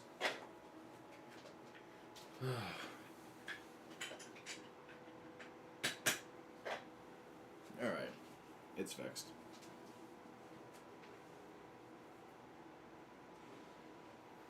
Yeah, I think Danny is as well. But I mean, like, there's not. I do think he's a better option from what they have because EJ Perry isn't fully healthy yet. And then I'm gonna mispronounce his last name. Brian Lewerke. Like he was solid for them, but I just think Edling's the better option.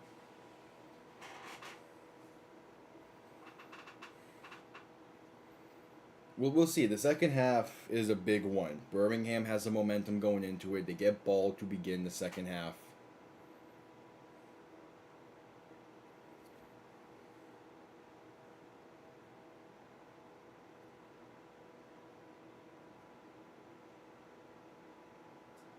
Yeah, I was saying like, when Perry was starting earlier in the season, I was constantly saying like I it was a case where like Perry played well enough to win you that first game, but you did switch. Unfortunately the injury to him and forcing them to put in Etling. It definitely turned the season around and propelled them to where they're at. So like, that's what I'm like. I think I think you just gotta ride with Edling until you really can't anymore. And there was an argument that would get into that point because he's struggling to cap off some of these drives. But you still have a 6 point lead against the best team in the who against what typically is the best team in the league. So I think you're fine with where you're at. Of course, depending on what happens on Birmingham's first drive of the game, that could change. But for right now, you're pretty good.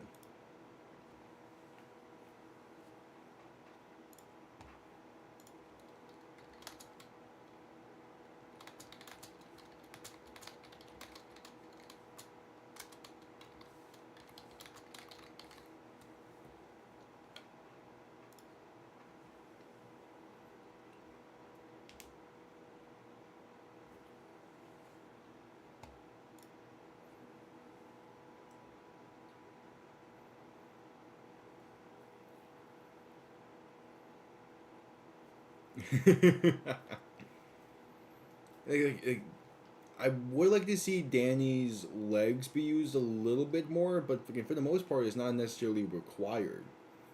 He just needs to be a little more accurate with some of these passes, a little bit better decision making. But yeah, like he's definitely the best option for Michigan right now.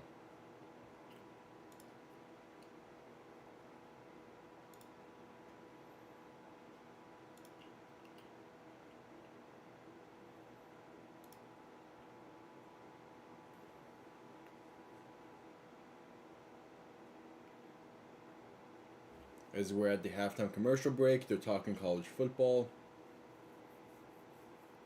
I think they're talking the new realignment and stuff.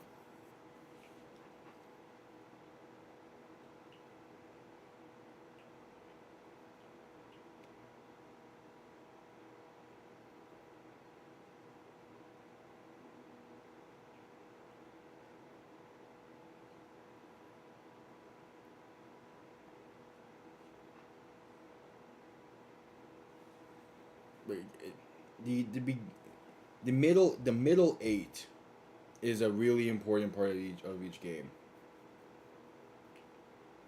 And so like the final 4 minutes of this first half was all Birmingham. You have that one play touchdown to begin the final 4 minutes, and then you got that field goal right there to close the deficit. If they can start off the they can start off the next 4 minutes of the game hot.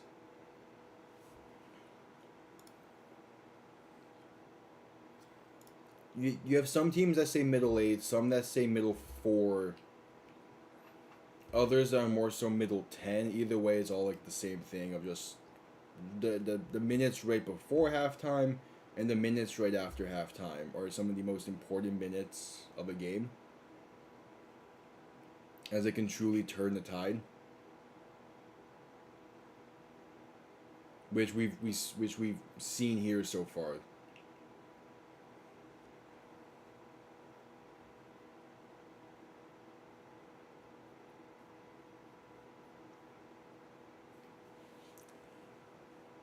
I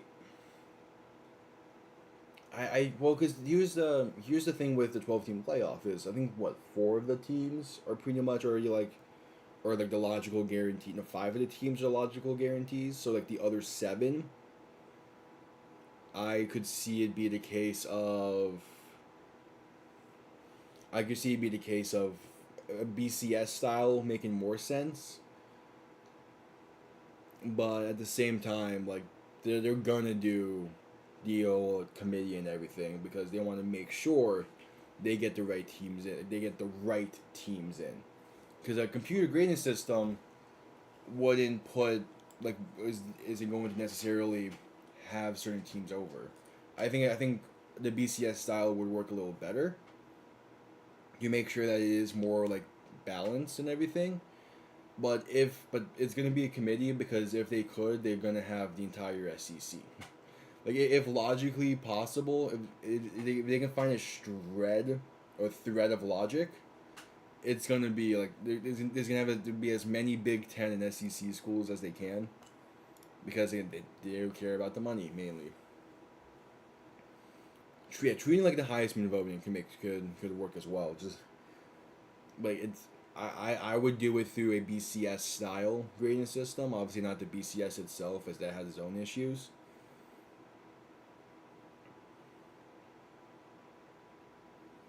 The NFL picks them through a tie breaking system.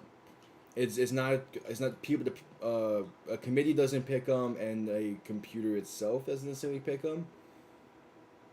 There is like some kind of there is like a tiebreaker system to go through. So you have the division winners, and then it goes base record to head to head to conference to I think not win percentage. There's like seven or eight different tiebreakers. That kind of like, okay, here's like how the teams played, and then like just compare how they stacked up. Because there's too many teams and too many differences between conferences and divisions in college. But like both Miami and Cleveland were 11-5 last year. They didn't play each other. I think they had the exact same division record, but Cleveland was the 5 seed because of the conference record compared to Miami's. They were 1 win better in conference than Miami's was. Yeah, there's too many schools for everyone to be pleased. So that's why it's like they're gonna have a system that's going to favor the best possible matchups instead of the most rewarding teams. We're still a commercial. I can look up exactly the tiebreakers for the NFL.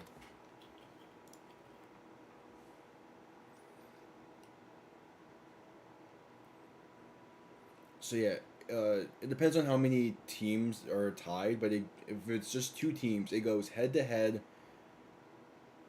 Then it goes head to head, divisional games, common games, conference games. So common games like same opponents. Then it goes into strength of victory, strength of schedule, and some other bullshit until eventually there's a coin toss if all of the first 11 marks are the exact same.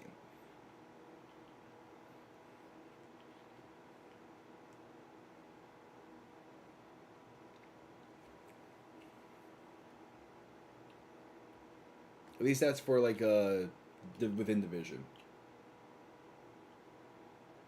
When it comes to the wild cards, it's similar as well.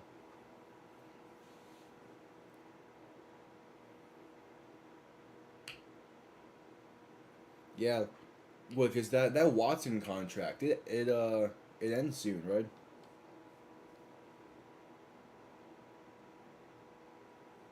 I wouldn't be shocked if they knew he was going to retire and they let him in that way.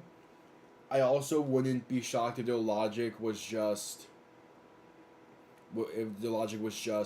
they won the SEC championship game and knock off the back-to-back national champions. They deserve to be in that way.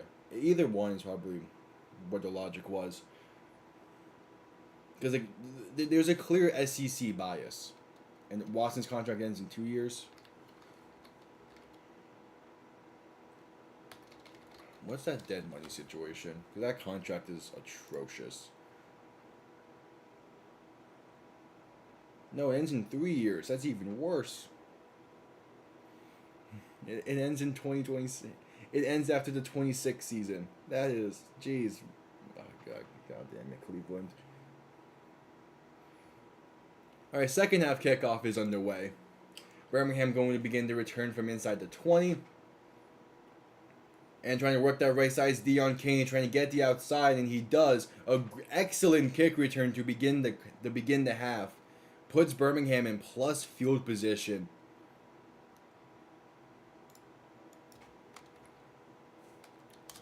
Sorry. Yeah, past the 50. I think he stepped out around the plus 45. They're saying the plus 43. I don't think Watson will get as big of a payday though, because his play hasn't lived up to anything. At least so far. Martinez going to roll out to his left a little.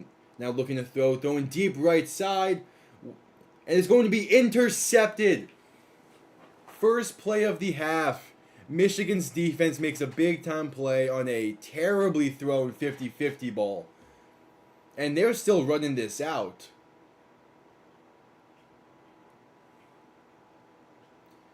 They come out and have an excellent kick return, only for Martinez to just not put enough into that throw. He threw up a duck. And we'll see what the spotting is, but it's going to be Michigan ball.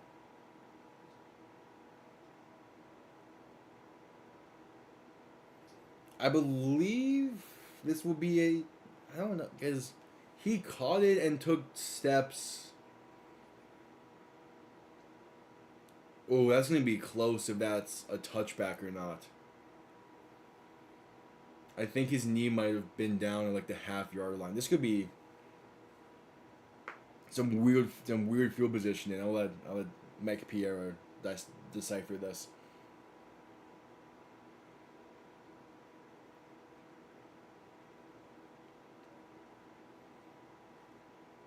I mean, did Watson really lead them to the playoffs though? It was more so Flacco, because if Flacco would have came in and just went 0 for 5 in those games, they would have missed the playoffs. Like, it was because of Flacco. And yeah, Holtz, like, Martinez has not been playing great today. Ball on the 1 yard line. Etling and shotgun back to his right. Going to hand this one off. Birmingham stacking the box. Matthew Colburn's going to get past the line of scrimmage at the very least. Gain about 2 yards. So they're trying to get some breathing room now. But yeah, it was a bad interception. But at least it wasn't a touchback, which it damn near was. Like, it wasn't a touchback by like an inch. Yeah, it was all Flacco. Now he's in Indianapolis. Second turnover of the game for Birmingham. Etling alone in shotgun. 3 receivers to the right, 2 to the left. Looking to throw. Quick pass left side. Going to be caught and picking up the first down is Marcus Sims. Still going. Finally brought down at about the 19-yard line. Yeah, it's about time Holtz lays into him. Now, again, Martinez has been playing well today.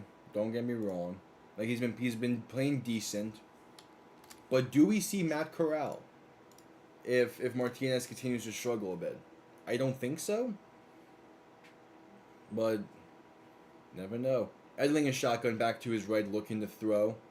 Going to throw it left side, and caught on the sideline. Toe drag snag by Devin Gray, if I remember the numbers correctly. I do. Yeah, Devin Gray makes a catch along the sideline for a gain of about 15-ish. Picks up another first down for Michigan.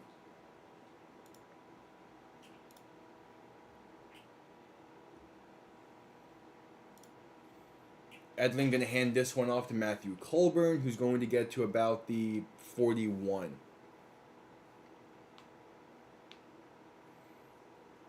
And they're interviewing Adonis Alexander on the sideline, who was the Michigan player who came up with the interception. So a gain of 4 on the previous play for Michigan. They stole momentum right back in this one. Etling and shotgun back behind him. That was a lot of hair. Gonna hand this one off once again. This time working the right side. And Colburn's going to maybe gain a half a yard.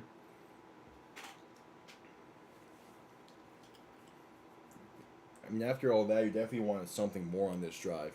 If you get forced off the field here. Yeah, no gain on the play.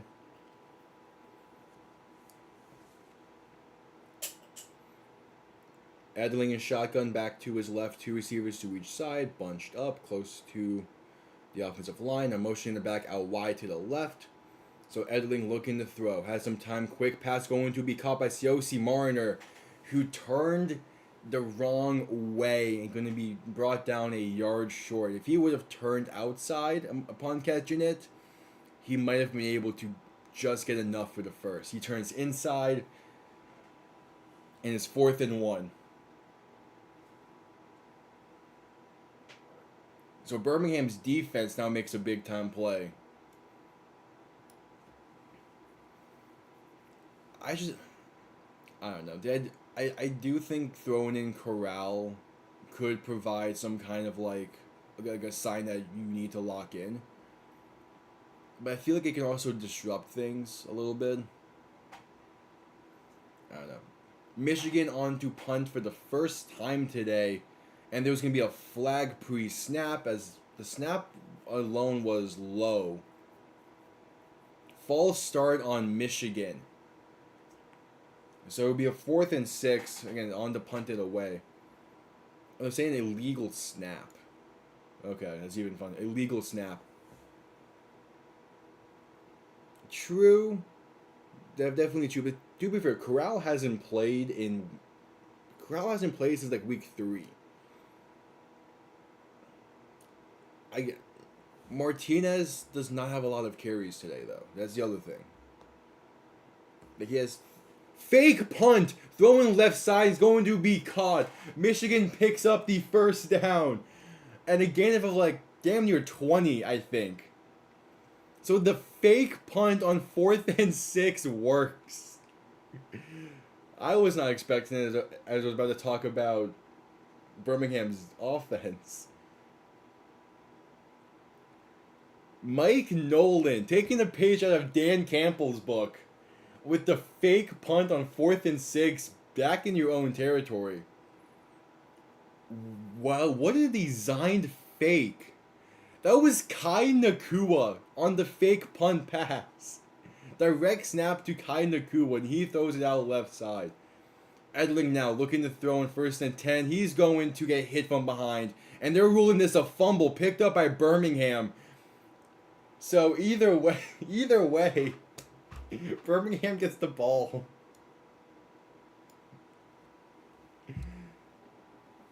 Oh, what was that sequence? Okay. Mike Piera is going to be taking a look at this. I think that would be...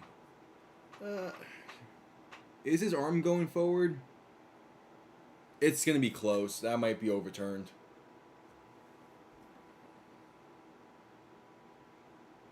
As it stands, is a fumble recovered by Birmingham.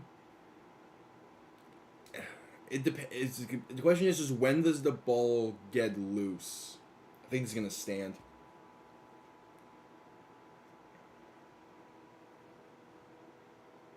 Yeah. What a turn of event. Again, the highs and lows of football. And that's going to bring us to commercial break, it seems. Yeah, the second half today has been an entertaining one, to say the least.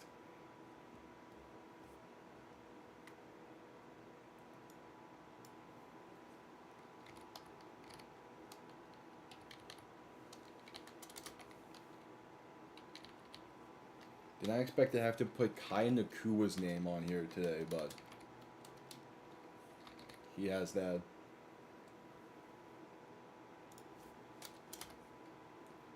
That drive was all Colburn, it seems. Okay.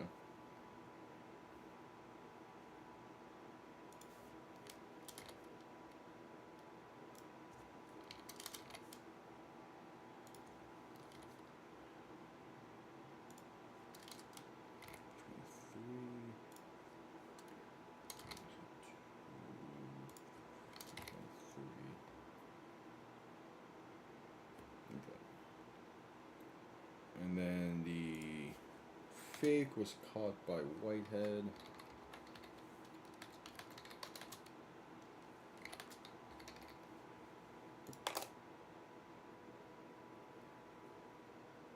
Yeah. Everyone who's tuning in today, thank you. We're at commercial, might as well say it. Say this.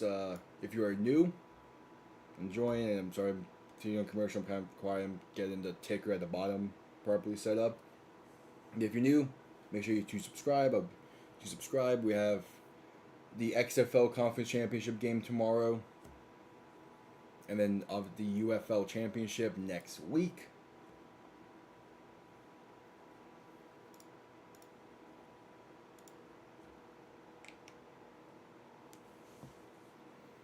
And yeah, that was Michigan had a chance there. You got the fake punt, and the immediate next play is a fumble. That's rough. So how many fans of each team do we got in here? And who's the more prominent fan base? I think there was is it 2-2?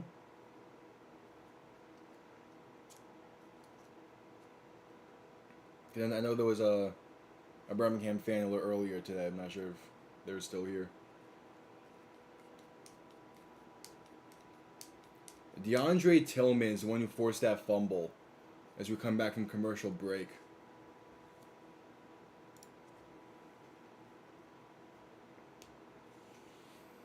And the both of the fumbles forced today have been off of blindside pressure.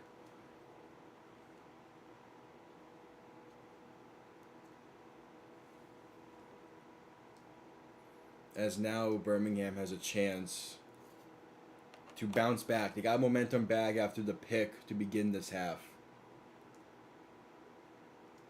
Since '83.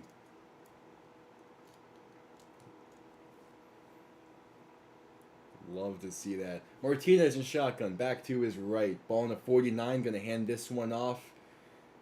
And trying to fight. Ricky Person might have gained a yard. Might have gained like half a yard. It's not much going on the ground there though for that play.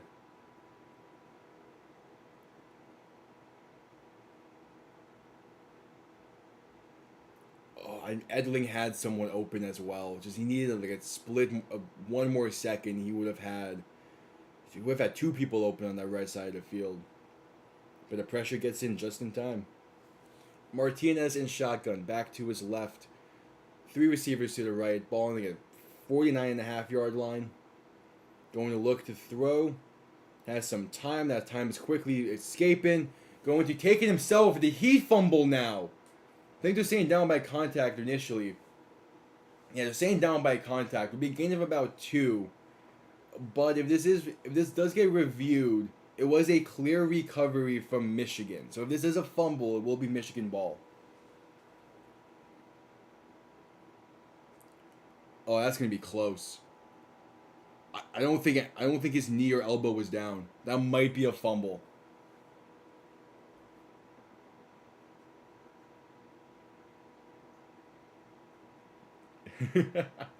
Yeah, this play's gonna be under review. That's so close. Okay, it was a clear recovery from Michigan. So, if they... That is so close. I think the ball is starting to come loose, and then like a frame or two later is when his shin/knee hits the ground. This this is so close. It's tight. If it's called either way, I get it.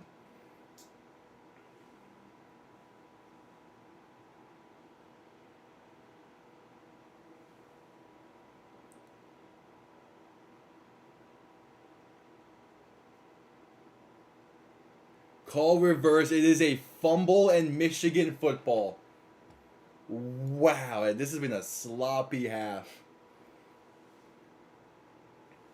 But hey, it's been sloppy in the offensive side of things, but both defenses are like truly stepping up now. So Etling back on the field, in shotgun back behind him, ball on the 45-yard line. Going to hand this one off to Nate McCrary, trying to bounce it to the outside. Going to be met at the line of scrimmage for no gain. What? Some weird ass sequences in this one, but that's a UFL.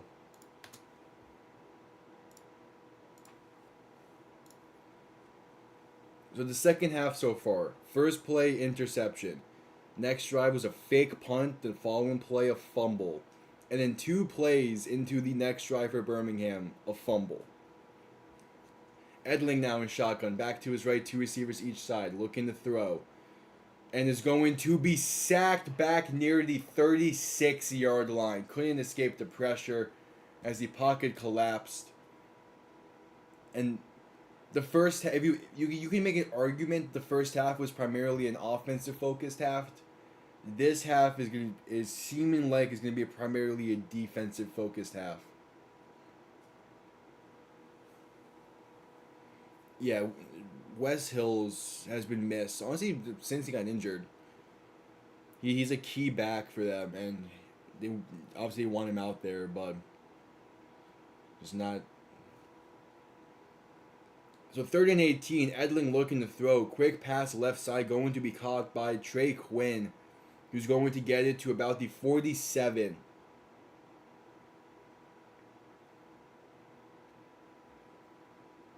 Yeah, Michigan started. That first quarter for Michigan was fantastic. Since then, it's kind of been, the ball's kind of been in Birmingham's court for a while.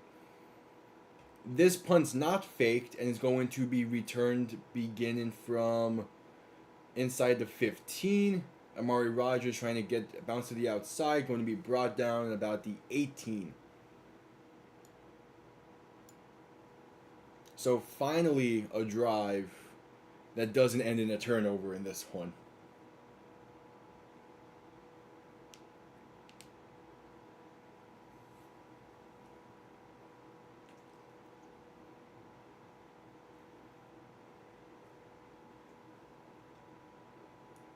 That was kind of similar to last week, though, as well. Michigan started off last week really well, and then Birmingham just kind of flipped it.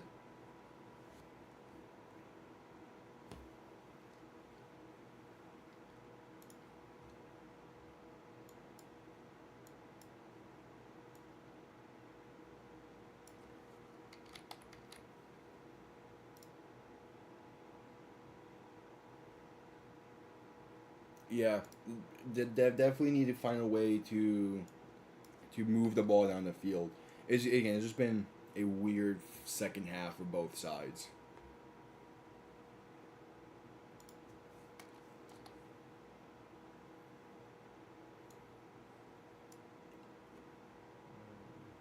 Yeah, Trey Quinn.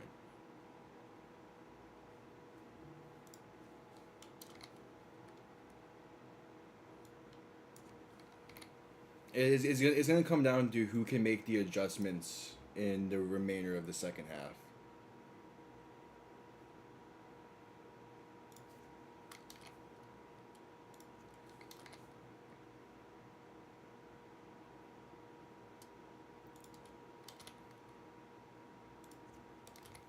And there was a commercial for the NHL Finals tonight. I am ready to see the Panthers play.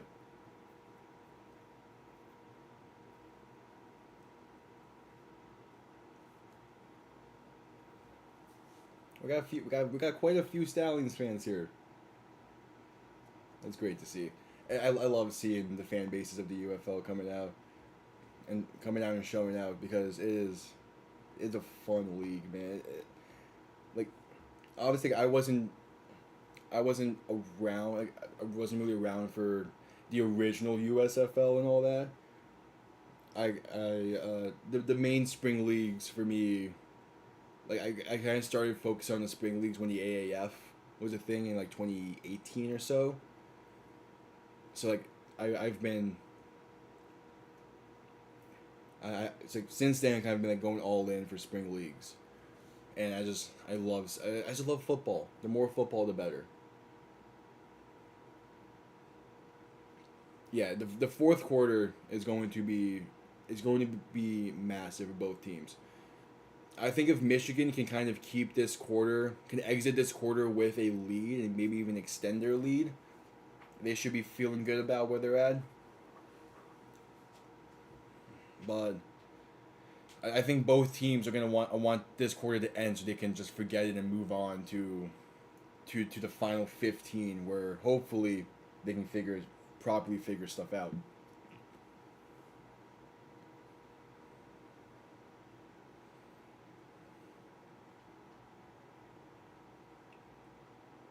Yeah, I'm sure. I remember I read a few things about the World League, as this is going to be handoff to Amari Rogers on a jet sweep. And he's going to gain about 2 yards on the play, and there's a flag down, kind of late, but this might be helmet to helmet.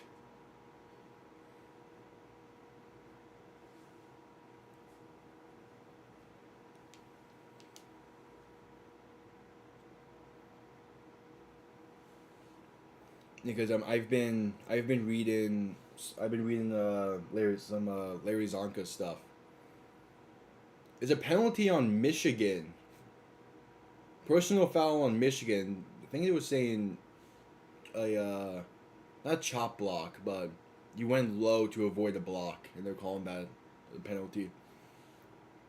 Now I've read Larry Zonka's memoir. I'm reading another book right now with Zonka was interviewed for, and he talked about the not the Tampa Bulls, I think it was Jacksonville Bulls of the World Football League, and obviously his time spent playing in a side league. And it's interesting reads. I have a video. Someone pointed out another kind of spring slash side league in the recent video comments. I'm gonna be doing a video on as well.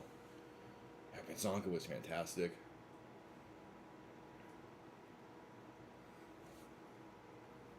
He's he's definitely one of the more interesting players during that time to read about.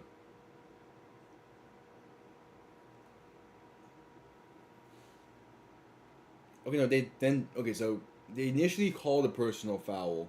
Now it seems that they waved it off. I assume Mike Pierre had a say in that. So it's 2nd and 8 on the 20. Martinez and shotgun back to his left, three receivers to the right. Looking to throw. Michigan sending some pressure. Pass over the middle is incomplete. Bounced off the chest of I think it's Gary Jennings, number 5. Yeah, Gary Jennings bounced off his chest. Couldn't he hang on? Sets up a 3rd and 8. Because there was a period of time, like early in the season, that Michigan's defense had to be their focal point. So they're honed in for this kind of moment.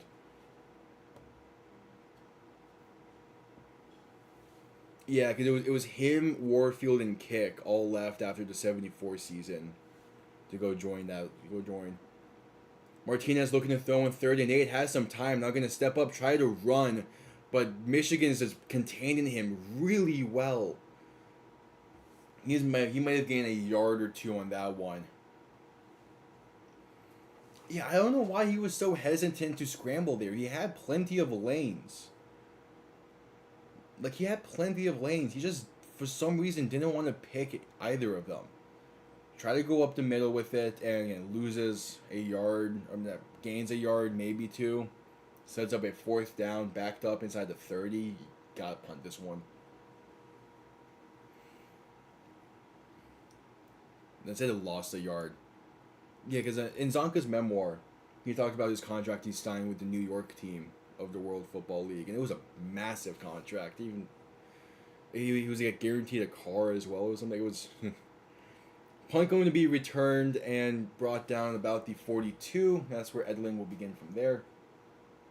Yeah, it was like I get wanting to spend a lot of money to try to gain key players to help promote the league, but a New York team given a contract that, again, if I remember fully correctly, guaranteed a car, a fully paid for housing as well, and then gave him a massive deal.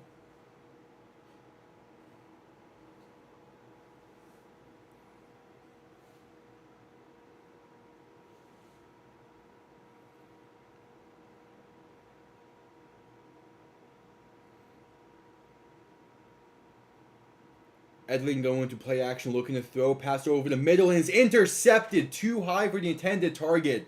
Going to turn past the 50, stepping out of bounds at the 47. The fourth turnover of this quarter sets up Birmingham really well with field positioning.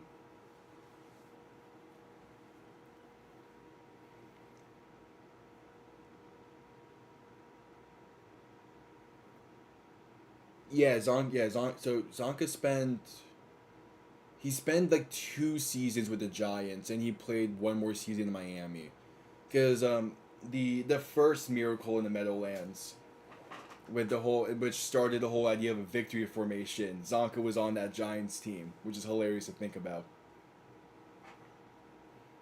That's not both teams very well could be trying to outdo each other with just sloppiness. It's been a very rough quarter for both teams. Martinez in shotgun, back to his left, and motion him out to the right, looking to throw. Pump fake, and now throwing over the middle, where it's going to be caught by Dion Kane for a gain of about 7. Like, Etling had the window he was looking for. Also, Matt Corral is in the game. Throughout all of this, the sloppiness and whatnot, Matt Corral is now in the game. So we do see Corral.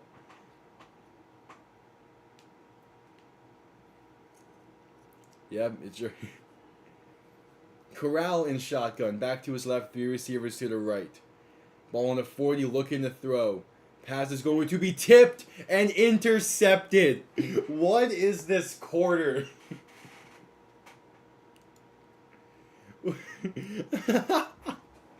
What is this quarter? This has been just too high for his intended target over the middle. Couldn't, tipped it up in the air and picked off. The commercial break to adjust these stats are going to be...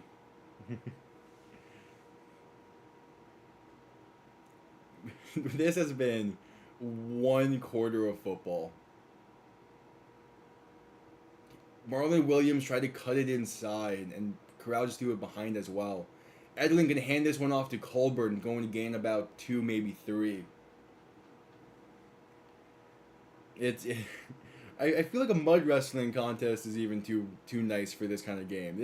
At least for this quarter, it has been sloppy football.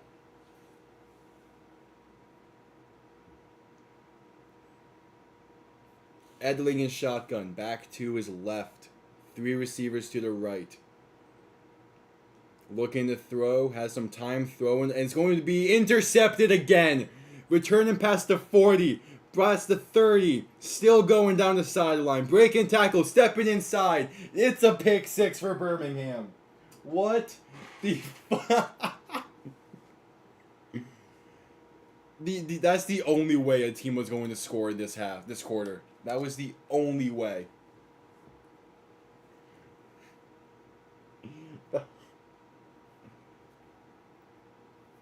That was the only way a team was going to score this quarter. And honestly, Michigan might send out their backup at this point. They might send out Brian LaRucca.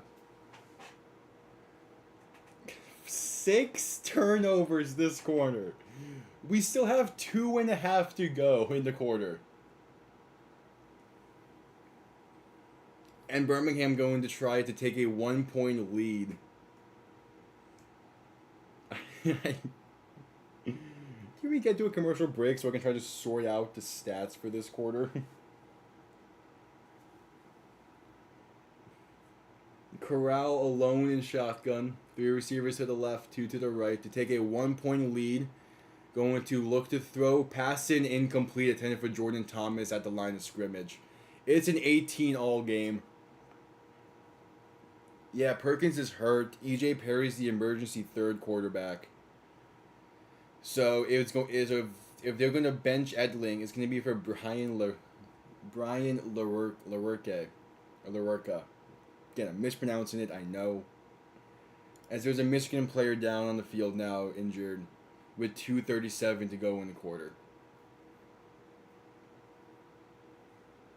Yeah, it's that kind of game. It's just that kind of game, I guess.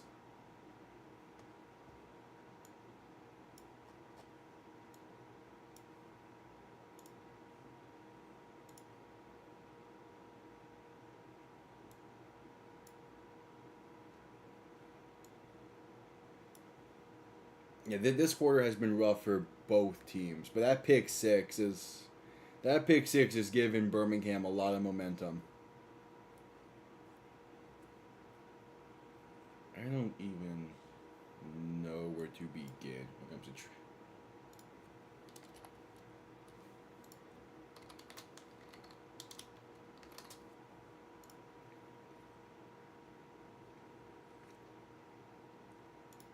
to. Yeah, might be time for the former MSU quarterback. It's been a rough quarter though. Yeah, both teams need to find some way to provide a spark on offense after all this. That's why Corral is in. That's why we could be seeing Lawerka. Yeah, it was a terrible read. Etling has thrown two picks. It's two.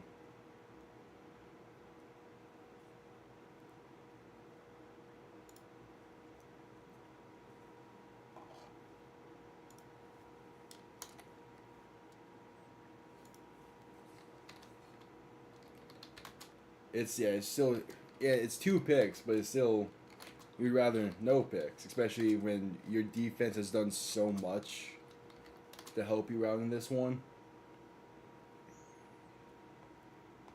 I don't even.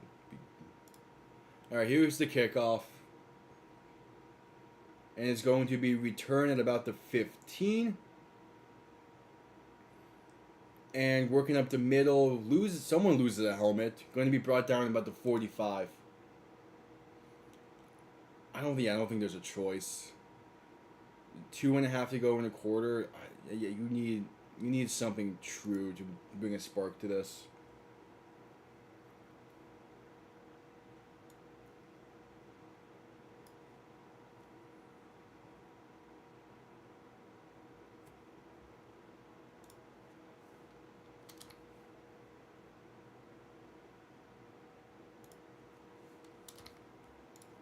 Edling is still in the game. It's still Edling. In shotgun back to his right, going to hand this one off, and Matthew Colburn's going to spin and get to about the 43. Time to Frank Reichard. I think that's what Birmingham was hoping for out of Matt Corral. That should be good enough. It's been a weird quarter of play.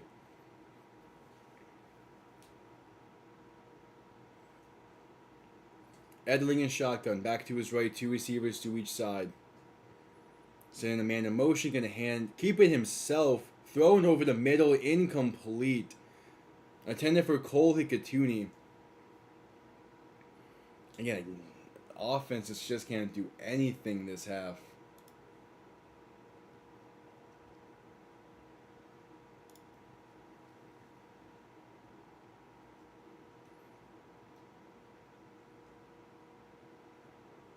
A minute and a half to go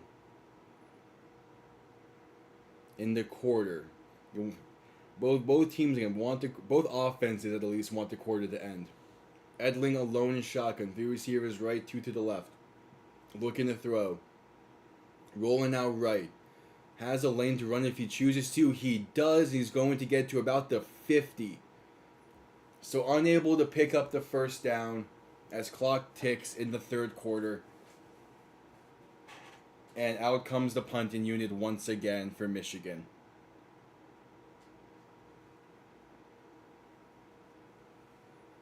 Again, just slop is the best way to possibly describe this.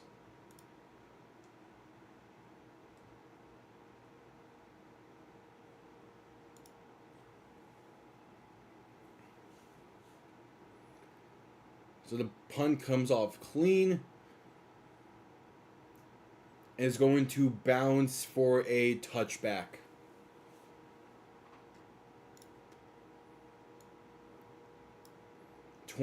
26 seconds to go in the quarter.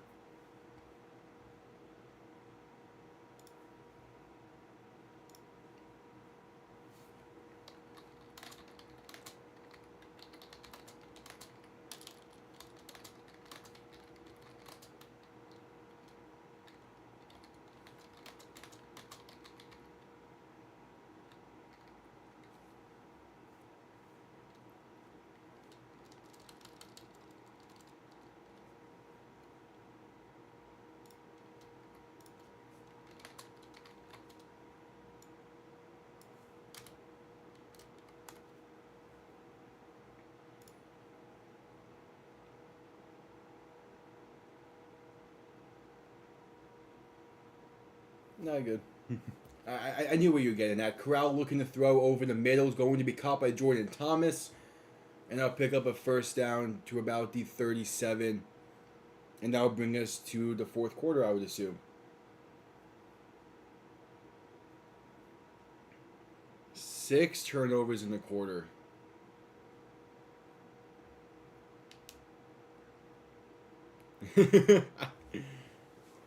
Yep, fourth quarter time. Game is tied. Somehow.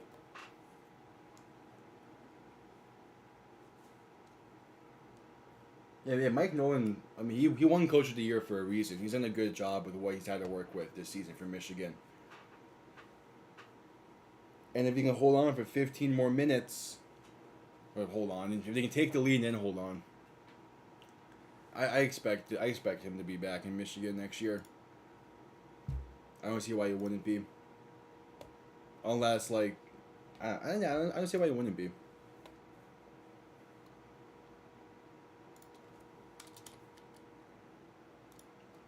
So yeah, a gain of 12 to end the third quarter.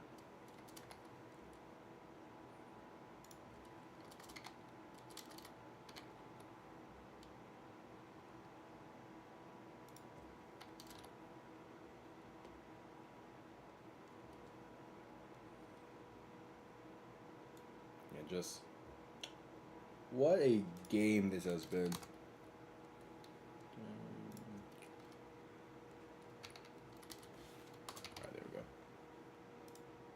And that's now all set up.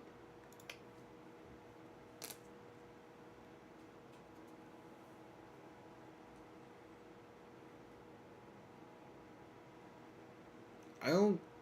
Nah, again, I expect Mike Nolan to be back.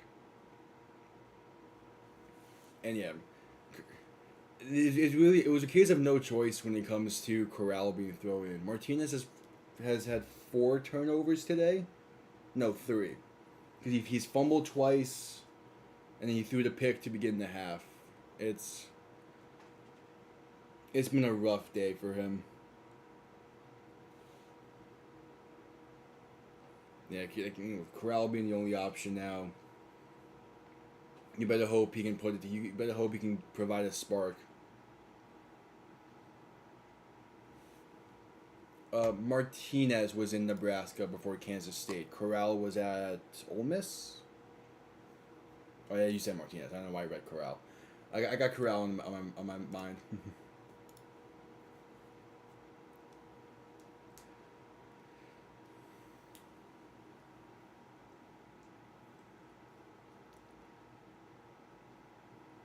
that third quarter is fucking messed with me.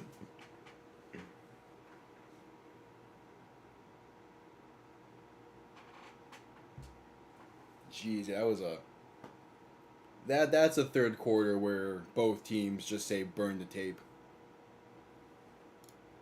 Well, burn the offensive tape. You can keep the defense one, but that was that was a weird ass third quarter. Hopefully, we'll see if the fourth quarter can bring back. It was 6 turnovers in a quarter. Yeah, Corral's not bad.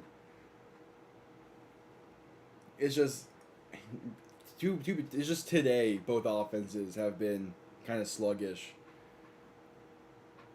Yeah, both teams had 3 turnovers last quarter. Corral in shotgun, back to his left. Going to look to throw, has plenty of time. Throwing deep down the field over the middle, and it's going to be caught by Gary Jennings at the 20-yard line. There it is. There's a kind of play that Corral can give you to provide a spark.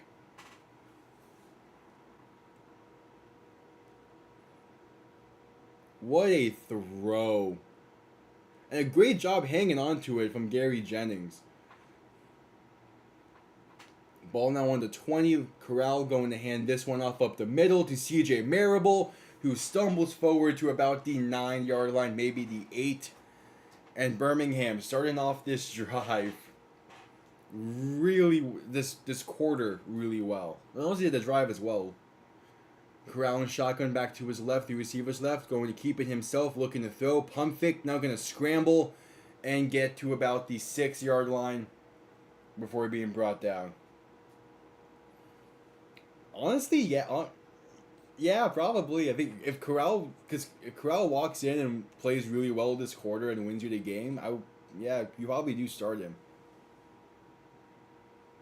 Corral looking to throw in 2nd and goal, has time, throwing quick, short of the goal line, and Amari Rogers walks in untouched. Birmingham takes their first lead of the day after an insanity-filled third quarter. They enter the 4th and just dominate.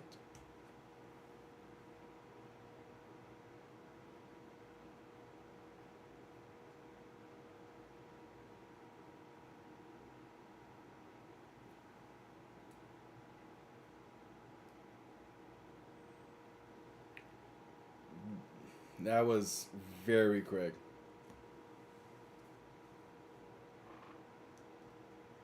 Yo, Frank Reich memory. I mean, that is another situation where, like, maybe you view it that way. When it comes to, like, there's going to be a false start. You could view it as, like, yeah, Corral came in and played well and helped win, but Martinez is the guy. Which, who knows? Kevin Austin gets called for the false start. But yeah, the difference between that drive for Birmingham and the entirety of the third quarter.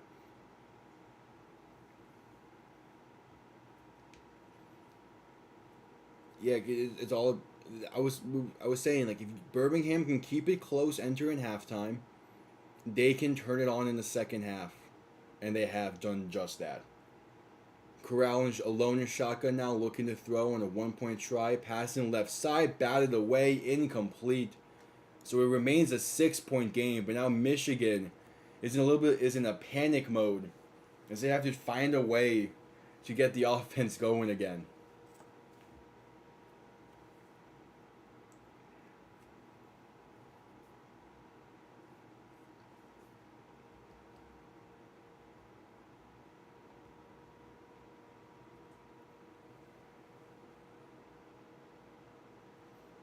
Yeah, I could see the short leash being a thing. But 21 unanswered from Birmingham. Jeez.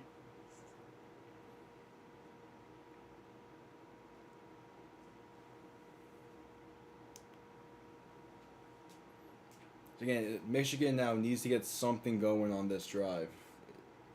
You were sitting well before, but after that quarter and the start of that drive,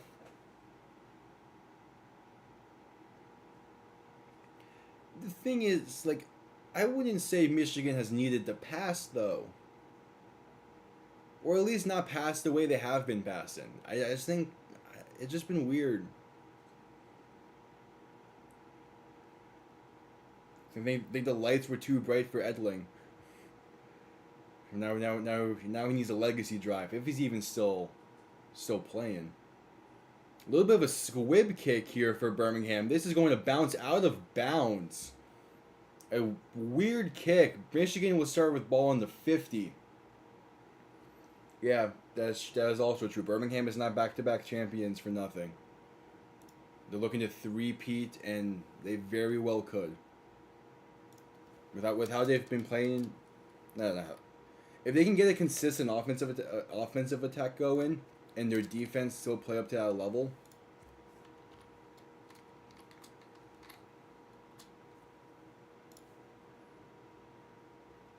Yeah, it's. I have no idea how this rest of the game is gonna go.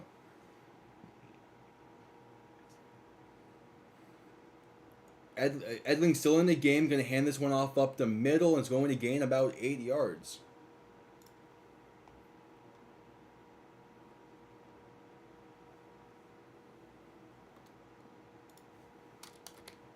So hey, they're still throwing out Edling.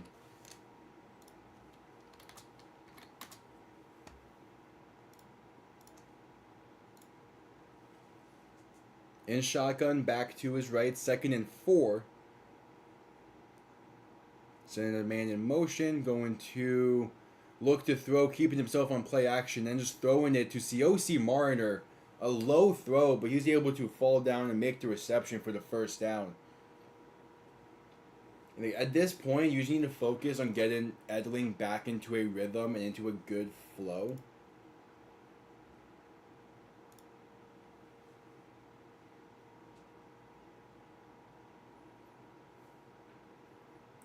Hey, I know Jake Bates wants redemption for last week, so if he has a chance to hit a game winner, he's going to take it. Edling in shotgun. Going to look to throw. Quick pass right side is batted at the line. Trying to hit the running back in the flat.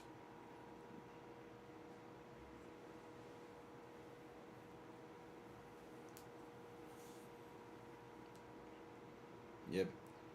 They've been using this ref cam a lot today. It's not angled properly. It's kind of tilted up. It is fun to see and it's working, but it's not being. Etling in shotgun, back to his left, 2 receivers to the right, looking to throw. Pass is going to be to an open receiver on the right side for the first down, gain of about 11. That is to Devin Gray. Yeah. I mean, his first kick today was pretty much the exact same kick he missed last week, and he hit it. Like he definitely wants to have another chance today, and I'm sure Michigan at this point will gladly give him a shot. Etling has been playing better this drive, but we'll see. In shotgun, back behind him, ball inside the 30, going to hand this one off up the middle and gain about 2 or so yards. Yeah, you just have to. It's hard. Like throwing 2 picks and a fumble in the 3rd, he just needs to forget it. Shake it off and focus on the 4th. Try to focus on tying this game.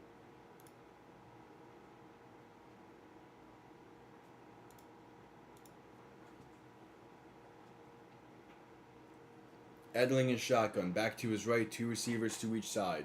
Ball on the 26. Play action, quick pass right side, going to be incomplete. Too hot for the receiver screen. It gets bounced up and lands like 10 yards down the field out of bounds. To be fair, if that could have gotten a few yards on that, probably wouldn't have been much though. 3rd and 8 now for Michigan. They're 2 for 10 on the day on 3rd down.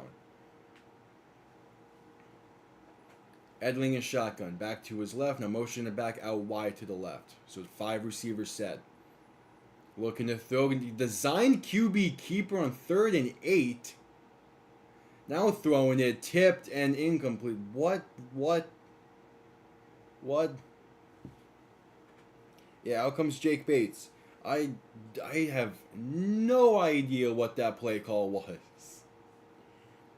Why are you running a design QB keeper?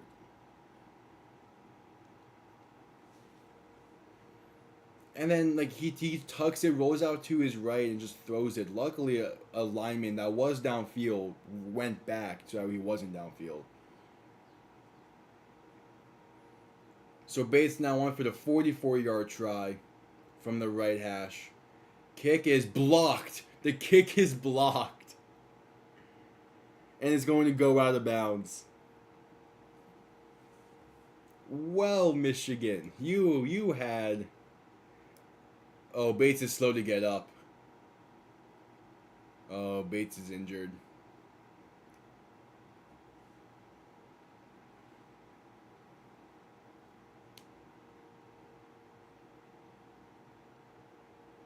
He slipped as well. Yeah, his plant foot slipped, which I guess caused it to be a low trajectory kick.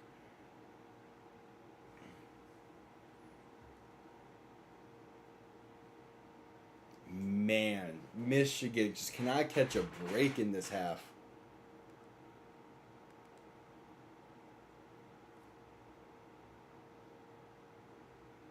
Yeah, he better be. His plant foot slipped, so I don't think it's anything massive, because I hope it isn't.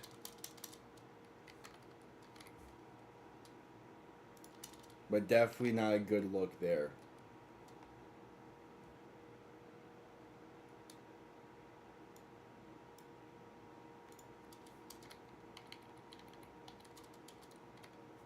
Yeah, it was a bad slip.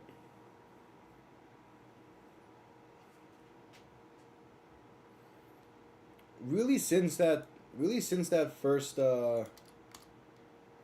quarter, it hasn't been going Michigan's way.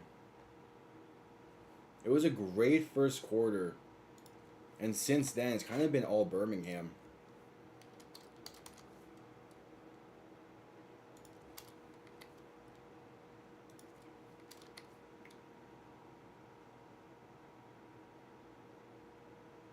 It was,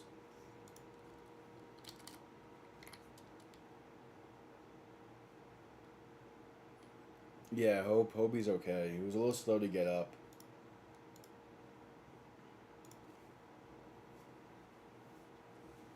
Pull the Charlie Brown.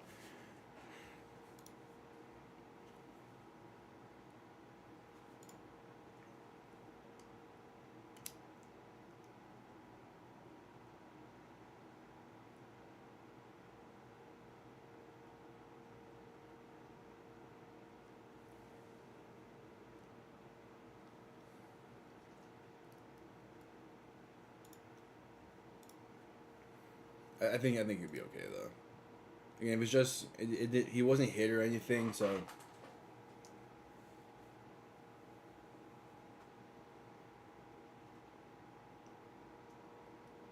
yeah, exactly. The slip caused a low kick.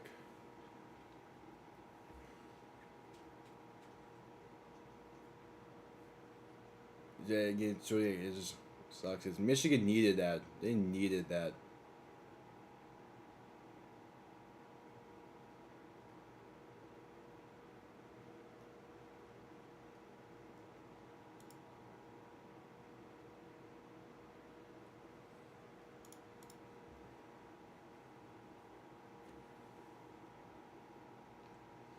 I like how the person that they were celebrating with the block wasn't even the one who blocked it.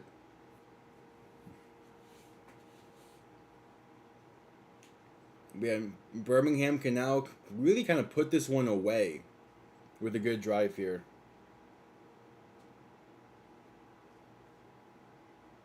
Well, that wasn't necessarily an open field thing. That was just the turf.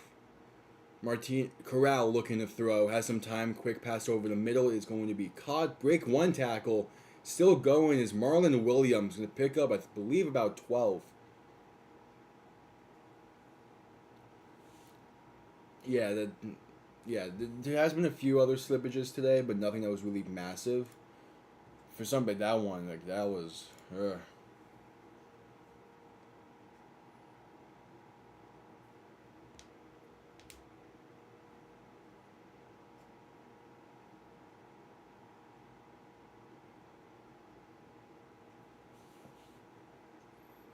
Corral and shotgun back to his right, going to look to throw, has plenty of time.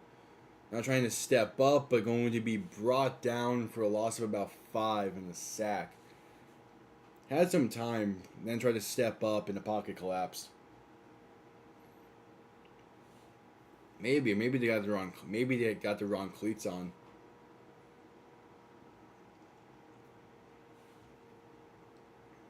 Okay, Michigan's defense now desperately needs to make a stop. That have been the majority of today. But this fourth quarter, this could very well be a make or break drive. Corral and shotgun, back to his right, three receivers left. Looking to throw. Pass right side, going to be incomplete, but there's a flag. At the top of the route, there was some contact. They're probably going to call DPI on that one. And that is rough for Michigan.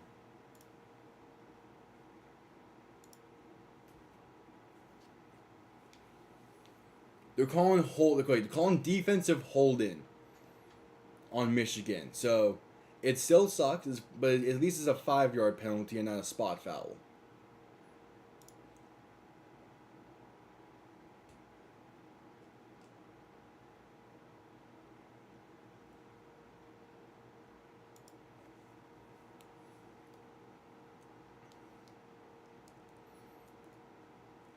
Corral and shotgun. Three receivers to the left, looking to throw. Quick pass right side to Deion Kane is caught for the first down, gain of 11. Oh yeah, Corral is definitely more locked in, but that could be because this is his first game action in weeks. He knows he needs to make the most out of this. And he also knows the magnitude.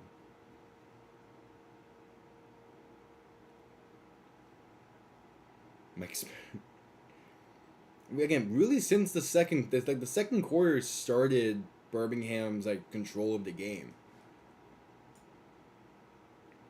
And then the third quarter happened and Michigan lost any shred of momentum they had. Corral gonna hand this one off and it's up the middle and CJ Marable is spinning, bouncing off tacklers and still fighting forward. Going to gain 15, maybe 16 on the play. And yeah, Birmingham is in firm control right now.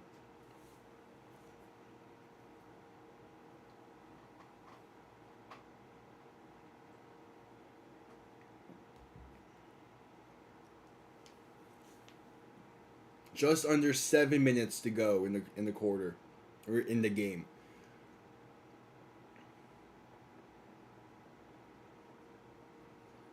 Corral and shotgun, back to his right, three receivers right.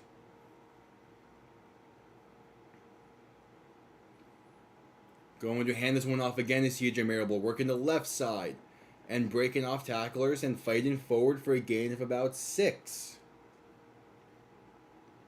Yeah, now Michigan seems completely defeated. The effort they're putting in, man. It's Birmingham took full advantage. It was that pick 6 that started things off for Birmingham. Because that tied the game and allowed them to be okay, we're right back at 0-0. Just focus in on the remainder. You don't have to. There's no pressure on the offense at that point. Or not as much pressure. Corral and shotgun back to his right, three receivers to the right as well. Looking to throw. Throwing while being hit deep left side, incomplete. Yeah, I mean, I definitely think Corral gets the nod next week now. He's just been playing too well, and the team has been playing too well around him.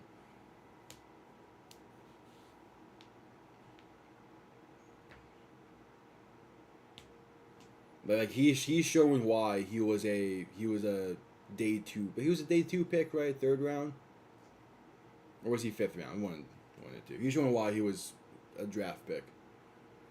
Corral alone in shotgun, 3 receivers to the right, 2 to the left. Looking to throw, quick pass over the middle is caught by Jay Sternberger, down to the 12-yard line. 5 minutes to go.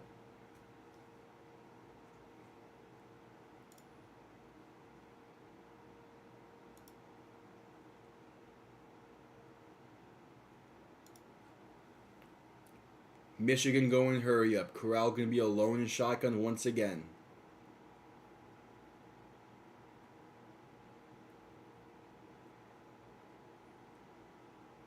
And there's going to be a flag pre-snap for false start as Michigan was showing blitz. The left tackle jumped.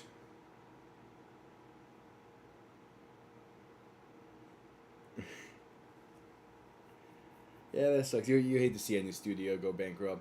Although it's not necessarily the end. If anything, Bankruptcy does allow. Bankruptcy is pretty much like a soft reset.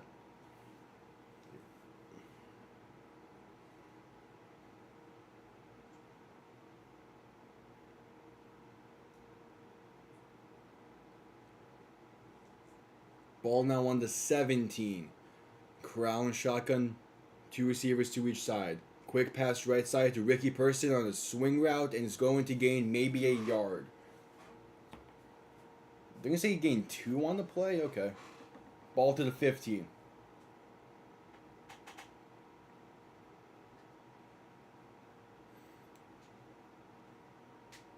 Because the amount of times like Antonio Brown has filed for bankruptcy, it's...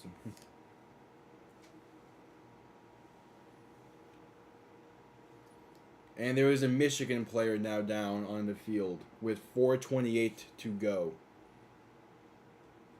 The third quarter happened. That is what happened to the fight.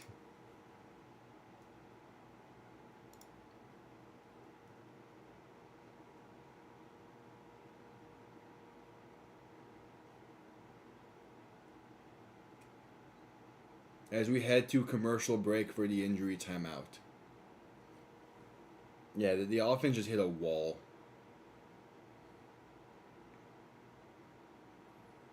And to be fair, it wasn't necessarily a wall they hit. I mean, they've missed 2 field goals.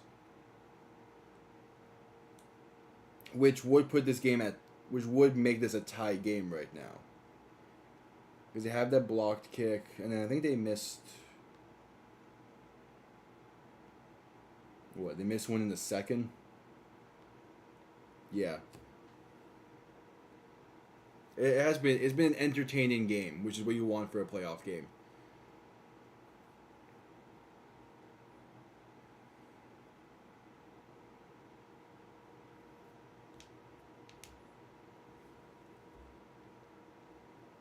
But yeah, it's just they needed a stop from their defense on this drive, and they're just not getting it. Because the thing is, like, the defense... The other playoff game is tomorrow. Yeah, I will be doing San Antonio, St. Louis. But if we're talking about the other, talking about the Stanley Cup game, no, I won't be live for it. All right. Yeah, I'll be live for San Antonio, St. Louis tomorrow at 7 p.m. EST.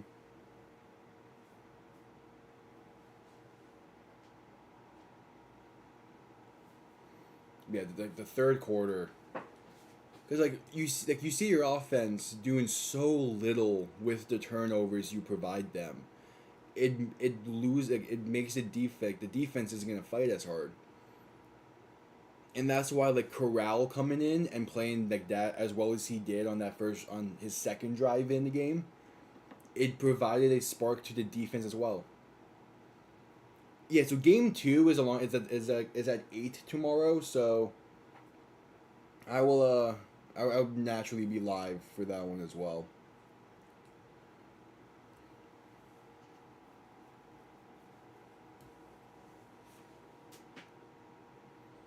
Yeah, the Michigan has lost a lot of momentum.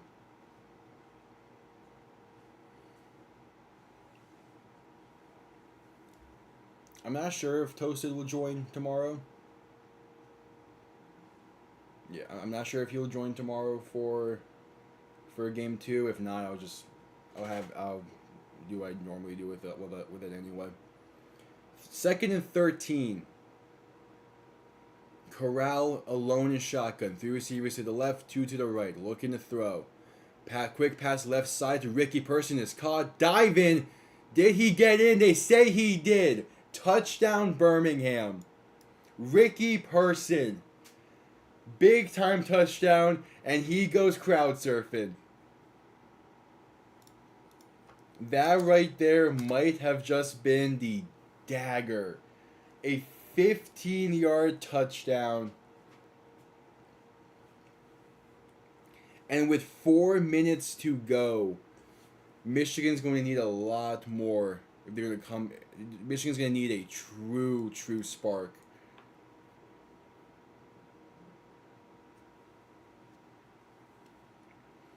Birmingham to go for one from the 2-yard line. And this, because of that third quarter lasted as long as it did, this game has lasted longer than I expected it to. Which I'm fine. This has been a great game. Oh yeah, it might have saved their season for sure. Because now I feel like you're confident in throwing Corral. Corral looking to throw in a 1-point try. Jump pass going to be caught by Jordan Thomas, who had his helmet ripped off while making the catch. And this is a 13-point game with 4 minutes to go. Yeah, at this point you have to start Corral. He's been leading this offense way too well this quarter.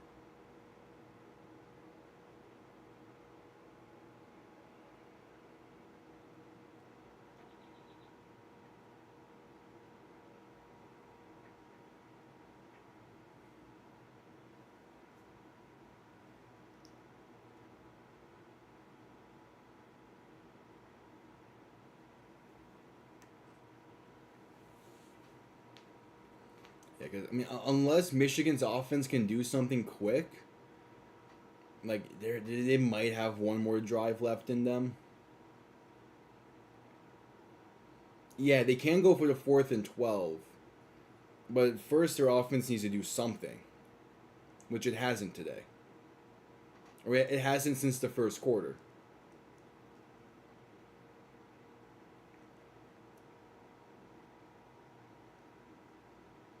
Exactly. There's a lot that goes into a football game. You can call the right plays all you want, but if the people running the play either don't or aren't fully locked in for it, they might miss a step, miss a cut or something, and that plays chalked. Like Martinez is still proven to be a great quarterback, and he's probably going to win league MVP. But he has some work to do for these big time moments. Kick is going to be returned up to about the 40-yard line. So at least Michigan will have some decent starting field position. But again, they need a miracle if they're going to come back in this one.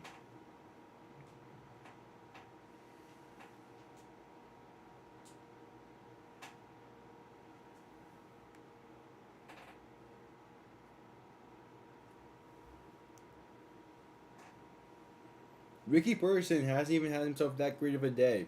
3 carries for 3 yards, 2 receptions, and a touchdown. Etling alone in shotgun, looking to throw, pass right side, going to be caught by Trey Quinn, and brought down about the 49. Yeah, McCarron is most likely going to be Adrian Martinez. It just makes too much sense. Otherwise, Etling going to hand this one off up the middle, going to get the first down to the plus 48. That's Matthew Colburn on the carry. Just under 3.5 to go.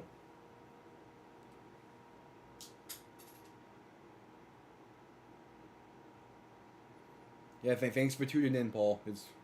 Sorry the Panthers season didn't end how you might have won. It's Cole Lickatuni's going to get a 5-yard reception. But yeah, if you want to go from one Panthers team to another, the Florida Panthers, we'll welcome you tonight for their fandom for the Stanley Cup Finals.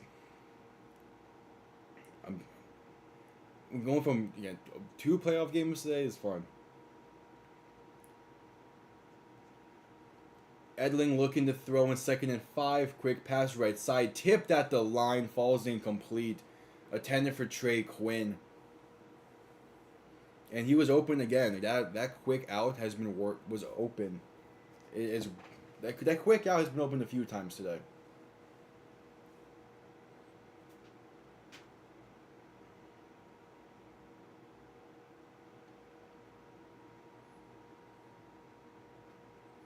Etling alone in shotgun. 3 receivers to the left, 2 to the right. Need the 38-yard line. Looking to throw in 3rd and 5. Now stepping down, rolling out to his left. Pump faking and sacked back near the 47. Just throw it away. Yeah, tomorrow's game should still be great. Again, every single game this UFL season hasn't been my game because again, this is the Guardians jersey from when XFL in 2020, and then I was an Orlando Guardians fan last year, so my team's just gone. As Michigan calls their first time out here, I'm gonna mention this real quick. When I made the UFL expansion video, the score prediction for tomorrow, I'll do that real quick. 27-23, St. Louis. I saw a comment in my UFL expansion video that was like, how you not mentioning Orlando, where you mentioned like Boulder, or whatever the city it was in reference to. I'm like you know Orlando is good for a team, right? And everything. I'm like, yeah, I know. I was an Orlando Guardians fan. Alum of UCF and everything. Like, trust me, I love Orlando. They're not ready for a team just yet. And plus, I didn't want to mention pre-existing teams. 4th and 9 for Etling, rolling out to his left. Need it all here. Looking to throw deep down the field. And it's going to be intercepted at the 5. Returning past the 20 and brought down at the 28. Etling tried to hit a home run ball when all they needed was a 4th down conversion. And he throws his 3rd pick of the day. And that's going to do it.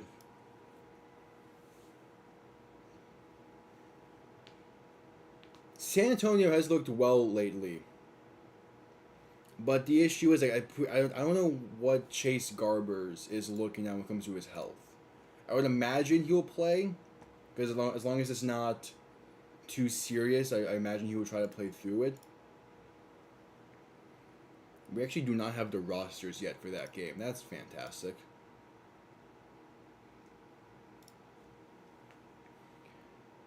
Oh, Mike Pierre is looking at this for a potential DPI, I would imagine. I would not be shocked if Michigan decides to throw the challenge flag. Yeah, Michigan is they need to.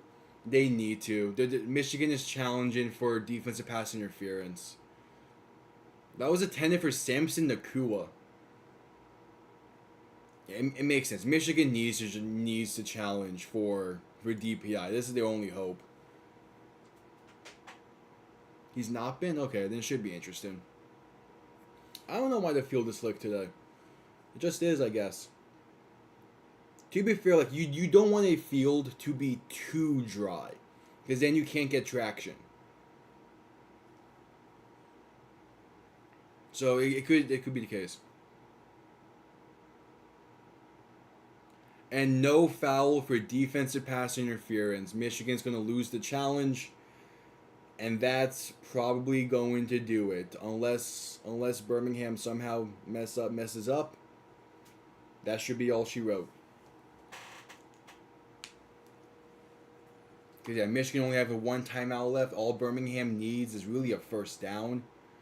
Then they can start to run this clock out.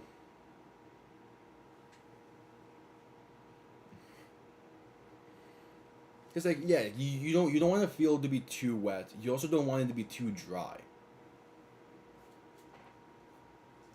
Corral and shotgun back to his right. Going to hand this one off to CJ Marable, who's spinning, finding plenty of lane. That's the 1st down they needed, and still going past the 50. Finally brought down at the plus 45. That brings us to the 2-minute warning. And with 1:52 to go.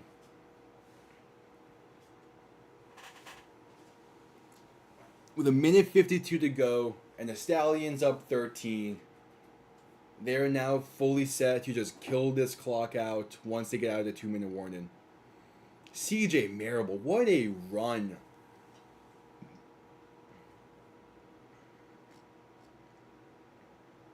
There's also a point in the game where that's the wrong thing.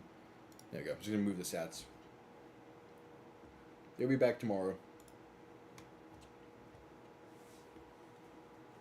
All the Michigan's cleats. I mean, yeah. Michigan played... It was a really good first quarter for Michigan. It was a really good 4th quarter. I don't know what happened. They just lost it.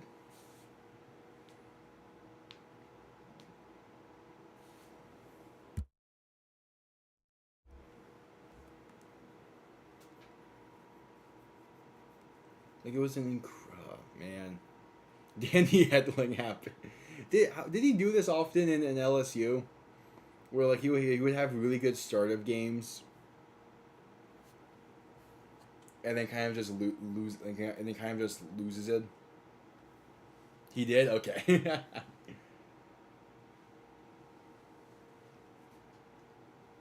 So yeah, Danny Edling happened. That's man, cause it was a really good first quarter. Yeah, that third quarter alone extended this game by by 25 minutes.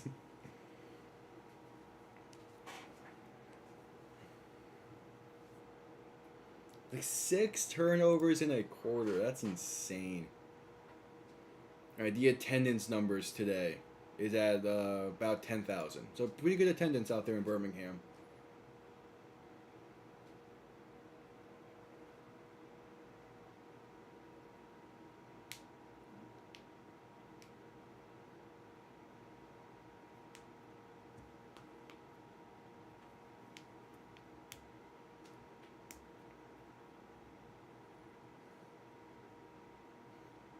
The savior. It took that massive hit against UCF for Burrow to lock in at LSU. So you're welcome.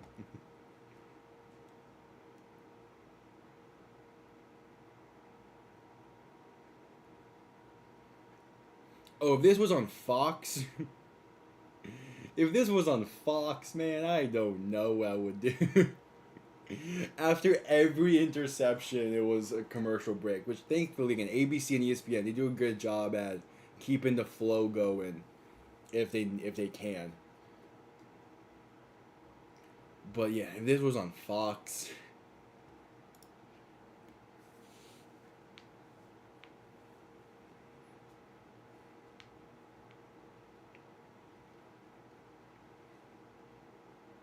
Corral is 9 for a. That's a rough completion. He's 9 for 11, 120 yards. That.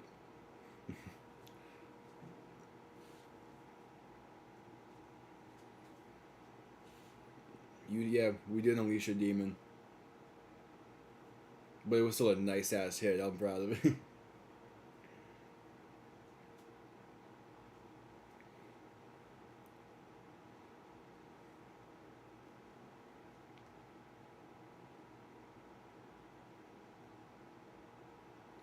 Corral and shotgun back to his left, gonna hand this one off to Ricky Person, who's going to begin the process of this clock ticking. I swear if Michigan just called a timeout.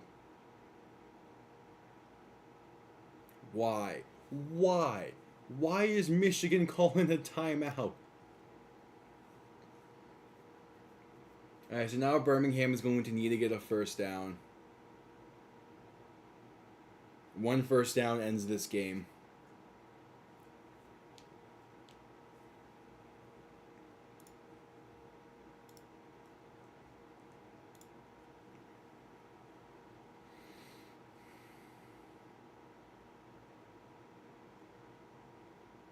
And the Birmingham defensive line is celebrating on the sideline.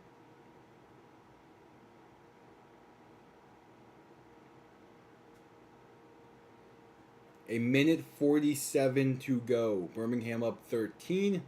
A first down ends it. 2nd and 6.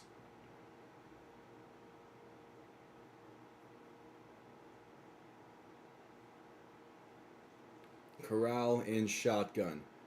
Back to his right. That left side corner is playing really far off. And there's a pre-snap penalty for false start. Are you...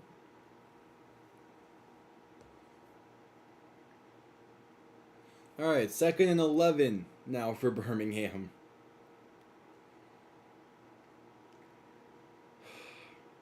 Oh boy.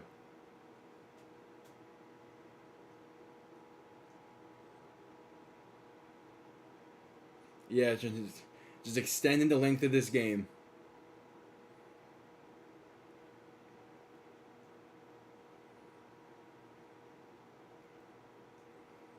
Corral and shotgun back to his left. Gonna hand this one off. And that's going to gain about the yardage back from the false start. So clock is going to be ticking. This will get down to about a minute before Birmingham needs to snap the ball. So yeah, 3rd and 6, a first down, and ends the game. The game's basically over though anyway. So I don't know why Michigan called their timeout, but they did.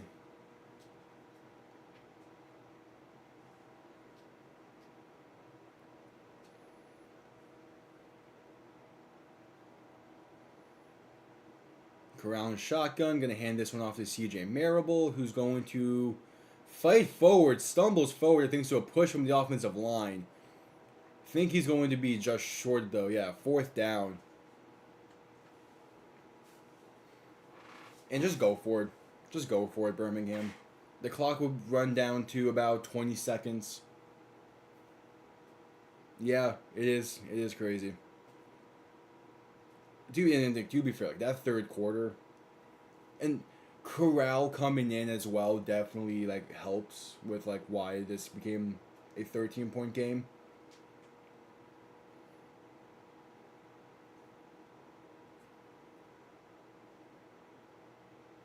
And Birmingham is now calling their first timeout with 20 seconds left. They really just want to make this game longer. They didn't want to go for it. You're probably going to be able to get it. Just go for it.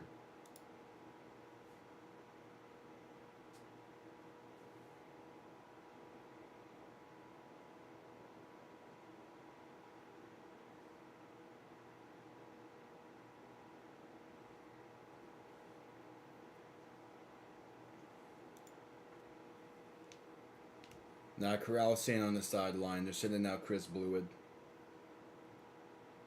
Oh, nope, he's running back on the field. I guess they are going forward, which can make sense. Yeah, there is... I'm not sure if it's strategy or just them overthinking it. Because, like, your run game has been really well today. You need a yard. Like, put 2 and 2 together. Give it to Ricky Person up the middle. Corral and shotgun back to his right.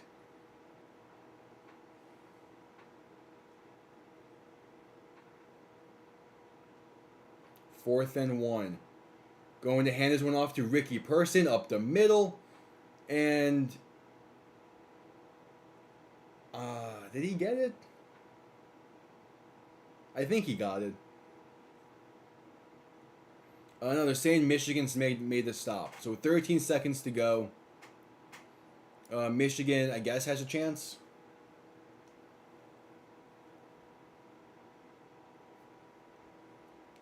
It's 13 seconds. They're down by 13. So they pretty much need 2 back-to-back lateral plays to be successful. They need to score in like 7. They need to play the last 7 seconds, ends in a touchdown, and then the 4th and 12 needs to be that exact same style of play. Etling and shotgun back to his left, 3 receivers to the left, looking to throw, stepping up, going to be hit by his own lineman and sacked. That last play sums up this game. Thank you all for tuning in.